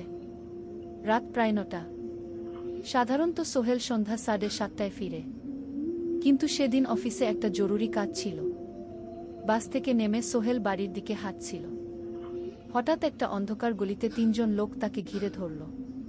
তাদের চেহারা দেখেই বোঝা যাচ্ছিল ভালো উদ্দেশ্য নিয়ে আসেনি। টাকা দে, তাড়াতাড়ি, একজন বলল। তার হাতে একটা ছুরি। সোহেল ভয় পেয়ে গেল। ভাই, আমার কাছে খুব কম টাকা আছে, কি যা আছে দে, তাড়াতাড়ি করো। সোহেল কাঁপতে কাঁপতে তার পকেট থেকে 5 টাকা বের করে দিল। এই টাকা দিয়ে সে বাজার করবে ভেবেছিল, কিন্তু ছিনতাইকারীরা সন্তুষ্ট হল না। শুধু 5 টাকা? তোর ব্যাগে কি আছে? তারা সোহেলের ব্যাগ কেড়ে নিল। ব্যাগে ছিল তার মোবাইল, কম্পিউটার ট্রেনিং সেন্টারের সার্টিফিকেট আর কিছু গুরুত্বপূর্ণ কাগজপত্র। না ভাই, ব্যাগটা ফেরত দেন, ওতে আমার জরুরি জিনিস আছে। মোবাইল নিয়ে নেন, কিন্তু ব্যাগটা দেন গো। কিন্তু ওরা শুনল না। একজন সোহেলকে জোরে ধাক্কা দিল। সোহেল পড়ে গেল। মাথা রাস্তার কংক্রিটে ধাক্কা লেগে গেল। রক্ত বের হলো। 3 জন দৌড়ে পালিয়ে গেল। কিছুক্ষণ সোহেল অজ্ঞান হয়ে পড়ে রইল। তারপর ধীরে ধীরে জ্ঞান ফিরল। মাথায় প্রচণ্ড ব্যথা। সে উঠে দাঁড়ানোর চেষ্টা করল, কিন্তু মাথা ঘুরছিল। কোনোমতে একটা দেয়াল ধরে দাঁড়াল। একজন পথচারী তাকে দেখে থামল। কি হয়েছে ভাই? ছিনতাই হয়েছে কি? এসো, আমি তোমাকে হাসপাতালে নিয়ে যাই। কিন্তু সোহেল রাজি হল না। না, ঠিক আছি, বাড়ি যেতে পারব। সে কোনোমতে করিম মামার বাড়িতে পৌঁছাল। দরজা খুলেই সালমা আপা চিৎকার করে উঠলেন, ও আল্লাহ, কি হয়েছে? করিম মামা দৌড়ে এলেন। সোহেলকে ভেতরে নিয়ে গেলেন। তার মাথায় জল ঢেলে রক্ত পরিষ্কার করলেন। ক্ষতটা বেশ গভীর। হাসপাতালে যেতে হবে কি? করিম মামা বললেন। তারা একটা অটোরিকশা নিয়ে নিকটস্থ হাসপাতালে গেলেন। ডাক্তার সোহেলের মাথায় 3টা সেলাই দিলেন। বলল, 1 সপ্তাহ বিশ্রাম নিতে হবে, কোনো ভারী কাজ করা যাবে না। হাসপাতাল থেকে ফিরে সোহেল শুয়ে রইল। তার মনে হচ্ছিল সবকিছু শেষ হয়ে গেছে। মোবাইল চলে গেছে, গুরুত্বপূর্ণ কাগজপত্র চলে গেছে। এখন 1 সপ্তাহ অফিস করতে পারবে না। পরদিন সকালে করিম মামা আলী সাহেবকে ফোন করে সব জানালেন। আলী সাহেব বললেন, ঠিক আছে, সোহেল ভালো হয়ে এলে আসবে, চিন্তার কিছু নেই গি। মিনা যখন এই খবর শুনল, সে সন্ধ্যায় সোহেলকে দেখতে এলো করিম মামার বাড়িতে। সাথে এনেছিল কিছু ফল। কি হয়েছিল? মিনা চিন্তিত গলায় জিজ্ঞেস করল। সোহেল সব বলল। মিনা রেগে গেল। এই শহরে এখন অনেক অপরাধ বেড়ে গেছে, পুলিশ কিছু করে না। তুমি পুলিশে রিপোর্ট করেছ? না, লাভ নেই। তবুও করা উচিত। তোমার মোবাইলটা হয়তো খুঁজে পাওয়া যাবে কি। করিম মামা সোহেলকে নিয়ে পুলিশ স্টেশনে গেলেন। জেনারেল ডায়েরি করলেন, কিন্তু পুলিশ খুব একটা আশা দিল না। দেখি কিছু করা যায় কিনা। সোহেল বুঝল মোবাইল আর ফিরবে না।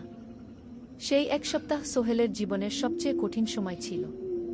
সে শুধু শারীরিকভাবেই ক্ষতিগ্রস্ত হয়নি, মানসিকভাবেও ভেঙে পড়েছিল। প্রতিরাতে দুঃস্বপ্ন দেখত। সেই 3 জন ছিনতাইকারীর মুখ ভুলতে পারছিল না। মিনা প্রায় প্রতিদিন আসত, তাকে সাহস দিত। তুমি হাল ছেড়ো না সোহেল, জীবনে এরকম খারাপ সময় আসে, কিন্তু এটা কাটিয়ে ওঠাই হলো আসল বীরত্ব। সোহেলের মা গ্রাম থেকে ফোন করতেন, করিম মামার মোবাইল থেকে। তুই ভালো আছিস তো?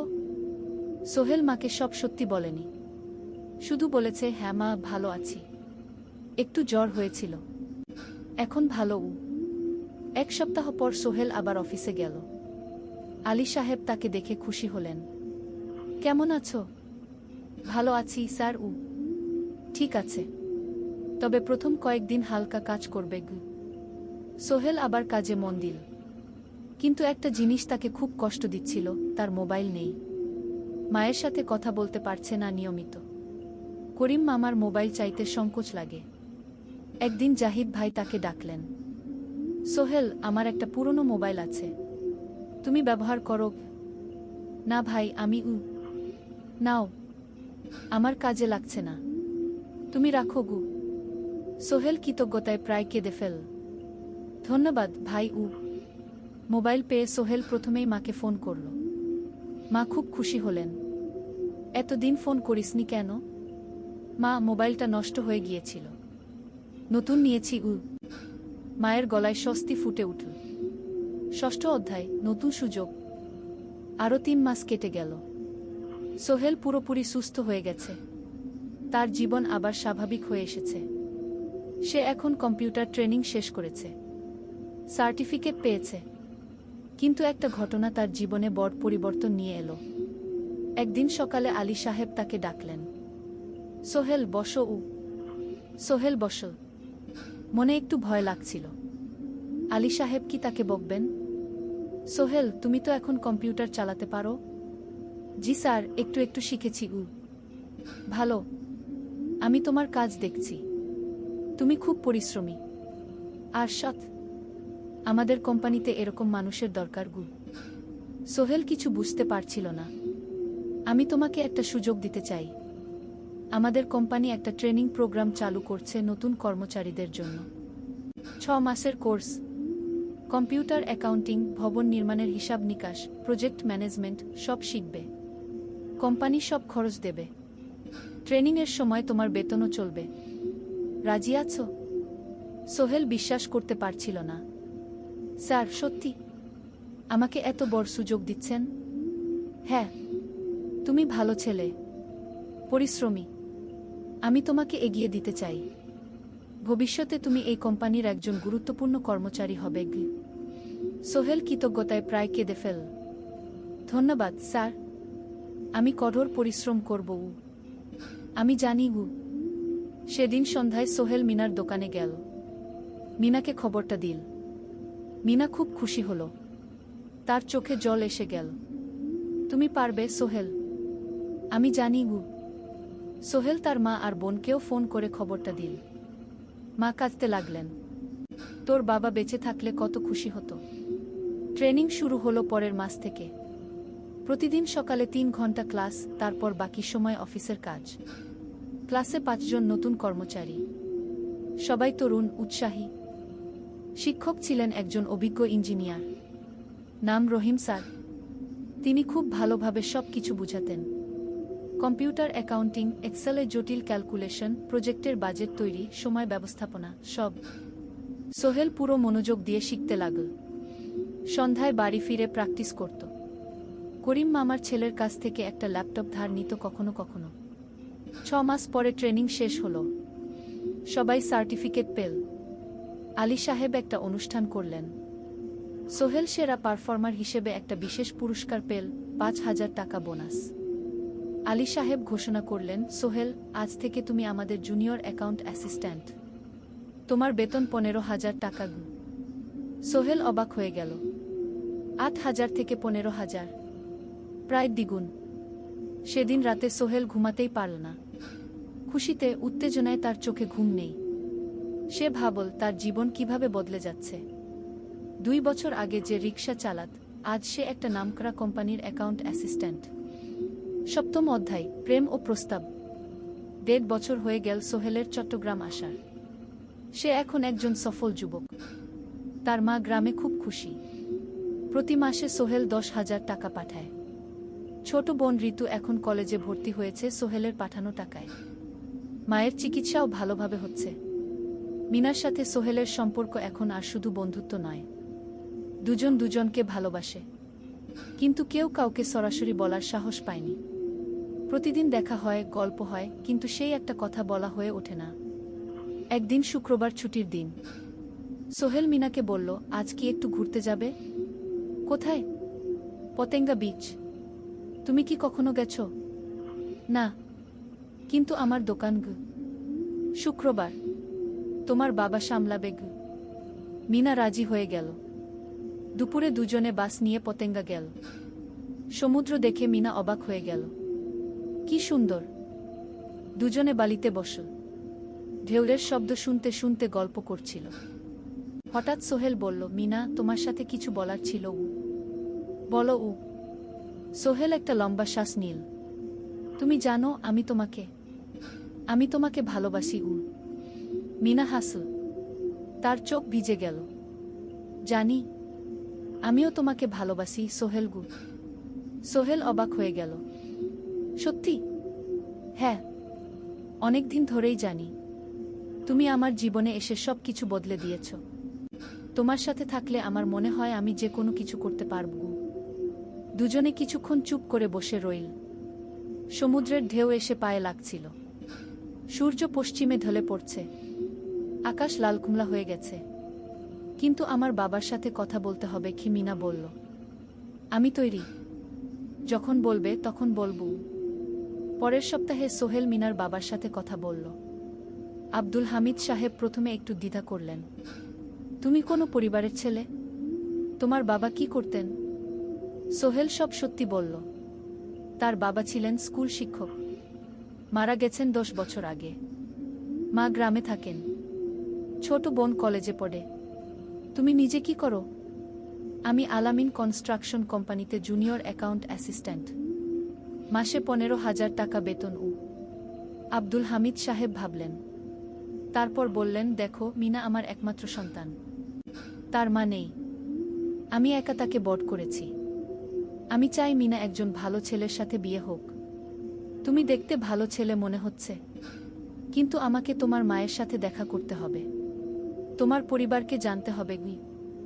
জি আঙ্কেল, আমি ব্যবস্থা করছি।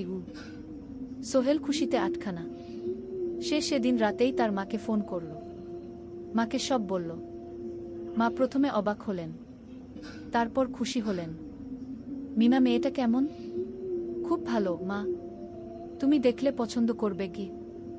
ঠিক আছে, আমি আর ঋতু আসছি চট্টগ্রাম।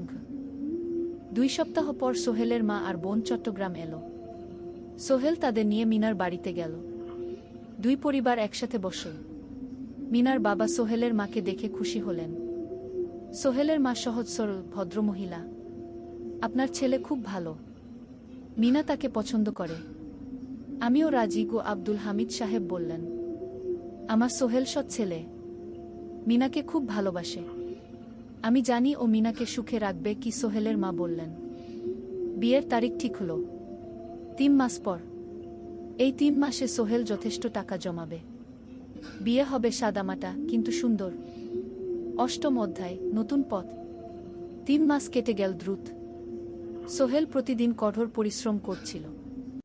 অফিসে তার কাজের প্রশংসা হচ্ছে। আলী সাহেব তাকে এখন ছোটখাটো প্রজেক্টের হিসাব দেখতে দিচ্ছেন। সোহেল তার সঞ্চিত টাকা দিয়ে বিয়ের আয়োজন করল।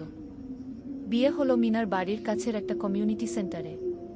খুব বেশি লোক আসেনি। 2 পরিবারের আত্মীয় স্বজন আর অফিসের কয়েকজন সহকর্মী। কিন্তু অনুষ্ঠান ছিল খুব সুন্দর। সোহেল যখন মিনাকে বিয়ের পোশাকে দেখল, তার মনে হলো পৃথিবীর সবচেয়ে সুন্দর মেয়ে সে। লাল শাড়ি পরা, মুখে হালকা মেকআপ, কিন্তু তার স্বাভাবিক সৌন্দর্য ছিল আসল। বিয়ের পর সোহেল একটা ছোট্ট ফ্ল্যাট ভাড়া নিল। 2 রুমের ফ্ল্যাট, মাসে ভাড়া 5,000 টাকা। মিনা এখনও তার পড়াশোনা চালিয়ে যাচ্ছে। আরও 1 বছর বাকি গ্রাজুয়েশন শেষ হতে। সোহেলের মা আর বোন গ্রামে ফিরে গেল। মা বলে গেলেন, সোহেল, মিনাকে ভালো রাখিস। মেয়েরা অনেক ত্যাগ করে সংসার করতে। জানি মা। নতুন জীবন শুরু হলো। সোহেল সকালে অফিসে যায়, সন্ধ্যায় ফেরে। মিনা সকালে কলেজে যায়, দুপুরে ফিরে রান্না করে, ঘর গোছায়। সন্ধ্যায় দুজনে একসাথে বসে পড়াশোনা করে, গল্প করে, টিভি দেখে। জীবন সুন্দর ছিল, কিন্তু চ্যালেঞ্জও ছিল।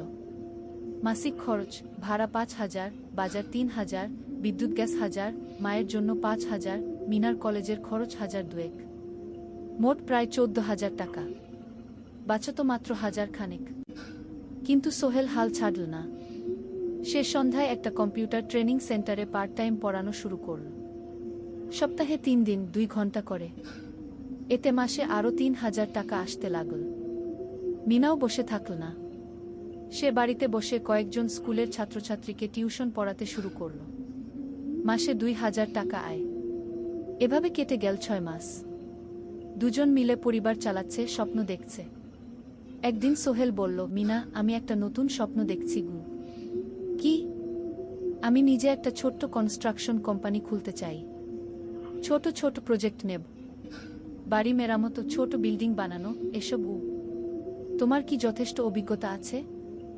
আছে। আমি 2 বছর ধরে এই কাজের সাথে জড়িত। অনেক কিছু শিখেছি। আর আলী সাহেবও আমাকে সাহায্য করবেন গু। কিন্তু টাকা কোথায়? কোম্পানি খুলতে তো অনেক টাকা লাগবে গি। আমি জমাচ্ছি। আরও 1 বছর কাজ করব, তারপর চেষ্টা করব। মিনা তাকে সমর্থন দিল।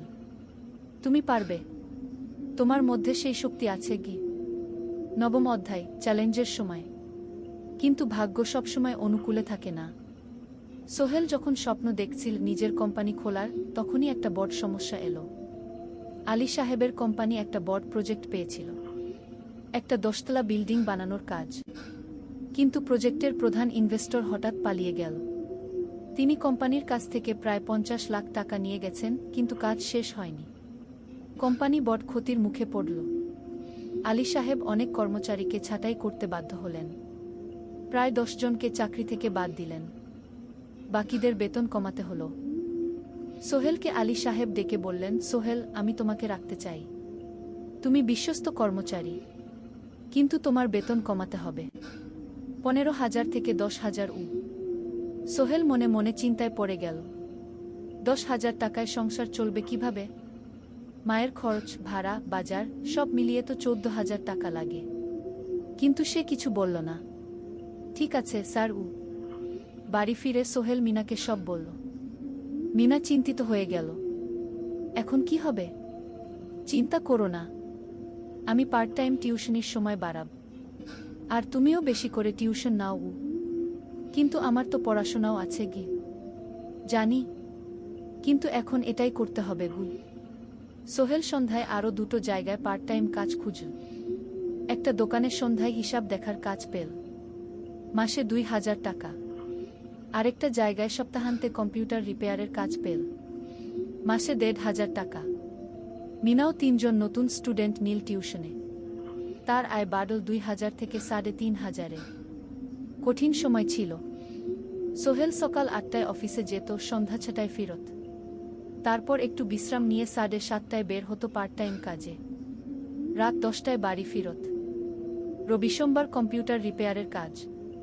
মিনাও সকালে কলেজে যেত, দুপুরে ফিরে রান্না করত, তারপর বিকেলে টিউশন পড়াত। রাতে খাওয়া দাওয়ার পর পড়াশোনা করত। দুজনেরই শরীর খারাপ হতে শুরু করল। সোহেল একদিন অফিসে অজ্ঞান হয়ে পড়ে গেল। ডাক্তার দেখাতে নিয়ে গেল। ডাক্তার বলল, অতিরিক্ত পরিশ্রম, শরীরে পুষ্টির অভাব, ঠিকমতো খাচ্ছেন না মনে হচ্ছে গি। সত্যি কথা, খরচ বাঁচাতে সোহেল আর মিনা অনেক সময় কম খেত। মাংস মাছ কিনত সপ্তাহে 1 দিন, বাকি সময় শাকসবজি, ডাল।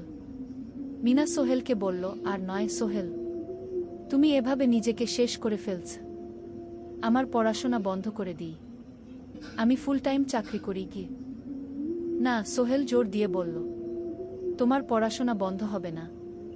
আরও মাত্র 6 মাস বাকি, তুমি গ্রাজুয়েট হবেই গি। কিন্তু তুমি আমি ঠিক হয়ে যাব, চিন্তা করো না গে। কিন্তু পরিস্থিতি আরও খারাপ হলো যখন সোহেলের মায়ের অসুখ হলো। হার্টের সমস্যা। হাসপাতালে ভর্তি করতে হলো। খরচ 50,000 টাকা। সোহেলের হাতে এত টাকা কোথায়? সে করিম মামার কাছে ধার চাইল। করিম মামা 20,000 টাকা দিলেন। বাকি 30,000 টাকা সোহেল একটা এনজিও থেকে ঋণ নিল। সুদের হার মাসে 2%। মায়ের চিকিৎসা হলো, তিনি সুস্থ হয়ে গেলেন। কিন্তু সোহেল এখন ঋণের বোঝায় পড়ে গেল। প্রতি মাসে 3,000 টাকা করে কিস্তি দিতে হবে। সেই রাতে সোহেল আর মিনা বিছানায় শুয়ে কথা বলছিল। সোহেল বলল, মিনা, আমি মনে হয় ভুল করেছি। শহরে এসে বিয়ে করে তোমাকে কষ্টে ফেলেছি। মিনা তার হাত ধরল। না সোহেল, তুমি ভুল করনি। জীবনে এরকম খারাপ সময় আসে, কিন্তু এটা কাটিয়ে ওঠাই হলো আসল শক্তি। আমরা একসাথে আছি, একসাথে থাকব, সবকিছু ঠিক হয়ে যাবে। মিনার কথায় সোহেল একটু সাহস পেল। হ্যাঁ, হাল ছাড়া যাবে না। 10ম অধ্যায়, আলোর দিকে। 3 মাস পরে পরিস্থিতি একটু ভালো হতে শুরু করল। আলী সাহেবের কোম্পানি একটা নতুন প্রজেক্ট পেল, একটা স্কুল বিল্ডিং বানানোর কাজ। কোম্পানি আবার স্থিতিশীল হতে শুরু করল। আলী সাহেব সোহেলকে ডেকে বললেন, সোহেল, আমি তোমার কঠোর পরিশ্রম দেখেছি। খারাপ সময়েও তুমি কোম্পানি ছেড়ে যাওনি। আমি কৃতজ্ঞ। আজ থেকে তোমার বেতন আবার 15,000 টাকা। সোহেল খুশি হয়ে গেল। ধন্যবাদ স্যার। মিনাও গ্রাজুয়েশন শেষ করল, ভালো ফলাফল করল। সে এখন চাকরি খুঁজছে। একদিন মিনা একটা প্রাইভেট স্কুলে শিক্ষিকার ইন্টারভিউ দিতে গেল। ইন্টারভিউ ভালো হলো, তাকে নিয়োগ দেওয়া হলো। বেতন 12,000 টাকা। সেদিন সন্ধ্যায় দুজনে মিলে একটা ছোট্ট পার্টি করল। একটা বিরিয়ানি কিনল, কোমল পানীয় কিনল। দুজনে মিলে খেল। আমরা পেরেছি সোহেল, মিনা বলল। হ্যাঁ, আমরা পেরেছি গু। এখন দুজনের মিলিয়ে আয় 27,000 টাকা। খরচ চালানোর পর প্রায় 10,000 টাকা বাঁচে। সোহেল এই টাকা দিয়ে লোন শোধ করতে শুরু করল। পার্ট টাইম কাজগুলো ছেড়ে দিল, শরীরের যত্ন নেওয়া শুরু করল। আরও 6 মাস পরে সোহেলের কাছে একটা বড় সুযোগ এলো। আলী সাহেব একদিন তাকে ডাকলেন। সোহেল, তুমি কি নিজের ব্যবসা করতে চাও? স্যার, আমি তোমাকে একটা ছোট্ট প্রজেক্ট দিতে চাই। একটা 3 তলা বিল্ডিংয়ের কনস্ট্রাকশন। তুমি ম্যানেজ করবে, আমি শুধু সুপারভাইজ করব। লাভের 50% তোমার। সোহেল ভাবল, এটা একটা বড় সুযোগ, কিন্তু ঝুঁকিও আছে। যদি কাজটা ভালোভাবে না হয়? স্যার, আমি চেষ্টা করব, কিন্তু যদি ভুল হয়? ভুল হবে না, আমি তোমার উপর বিশ্বাস রাখছি, তুমি পারবে। সোহেল রাজি হয়ে গেল। এই প্রজেক্ট তার জীবনে টার্নিং পয়েন্ট হতে পারে। 11 অধ্যায়, স্বপ্ন পূরণের পথে। পরের 6 মাস সোহেল খুব কঠোর পরিশ্রম করল। প্রজেক্টটা ম্যানেজ করা সহজ ছিল না। শ্রমিক নিয়োগ, ম্যাটেরিয়াল কেনা, কাজের তদারকি, সময়মতো কাজ শেষ করা, সব দায়িত্ব তার। প্রথম 2 মাস খুব চাপের মধ্যে গেল।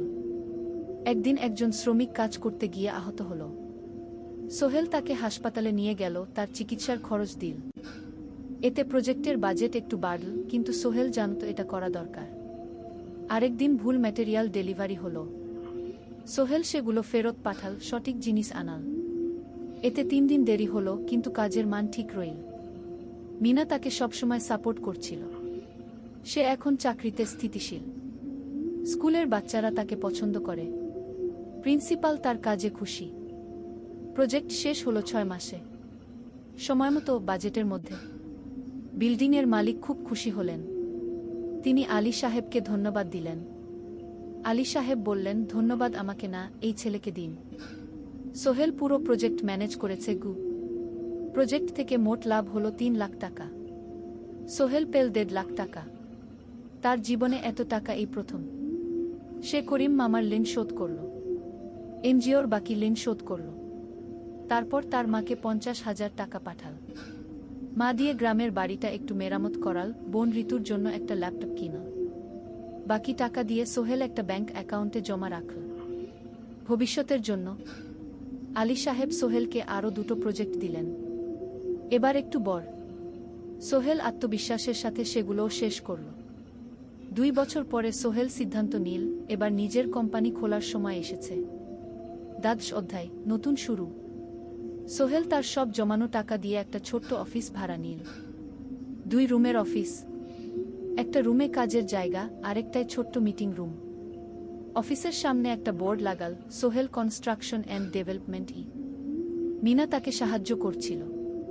সে অফিসের অ্যাকাউন্টস দেখত সন্ধ্যায় স্কুল থেকে ফিরে। দুজন মিলে একটা টিম। প্রথমে ছোট ছোট কাজ নিল, বাড়ি মেরামত, দোকান সংস্কার, ছোট বিল্ডিং কনস্ট্রাকশন। কাজের মান ভালো রাখার চেষ্টা করল, সময়মতো শেষ করল। দাম ন্যায্য রাখল। ধীরে ধীরে সোহেলের সুনাম ছড়িয়ে পড়ল। মানুষ তাকে বিশ্বাস করত। তার কাছে নতুন নতুন কাজ আসতে লাগল। প্রথম বছর খুব কষ্ট হলো। কখনো লাভ হতো, কখনো লস। কিন্তু সোহেল থেমে থাকল না। সে শিখতে লাগল ব্যবসা কিভাবে চালাতে হয়। দ্বিতীয় বছরে পরিস্থিতি ভালো হলো। সোহেল এখন 3 জন স্থায়ী কর্মচারী নিয়োগ দিল। একজন ইঞ্জিনিয়ার, একজন সুপারভাইজার, একজন অফিস সহায়ক। তৃতীয় বছরে একটা বড় প্রজেক্ট পেল। একটা স্কুল বিল্ডিং বানানোর কাজ। 5 তলা বিল্ডিং। সোহেল পুরো মনোযোগ দিয়ে কাজটা করল। শ্রমিকদের ভালো বেতন দিল, ভালো ম্যাটেরিয়াল ব্যবহার করল, সময়মতো কাজ শেষ করল। স্কুল কর্তৃপক্ষ খুব খুশি হল। তারা সোহেলের কাজের প্রশংসা করল।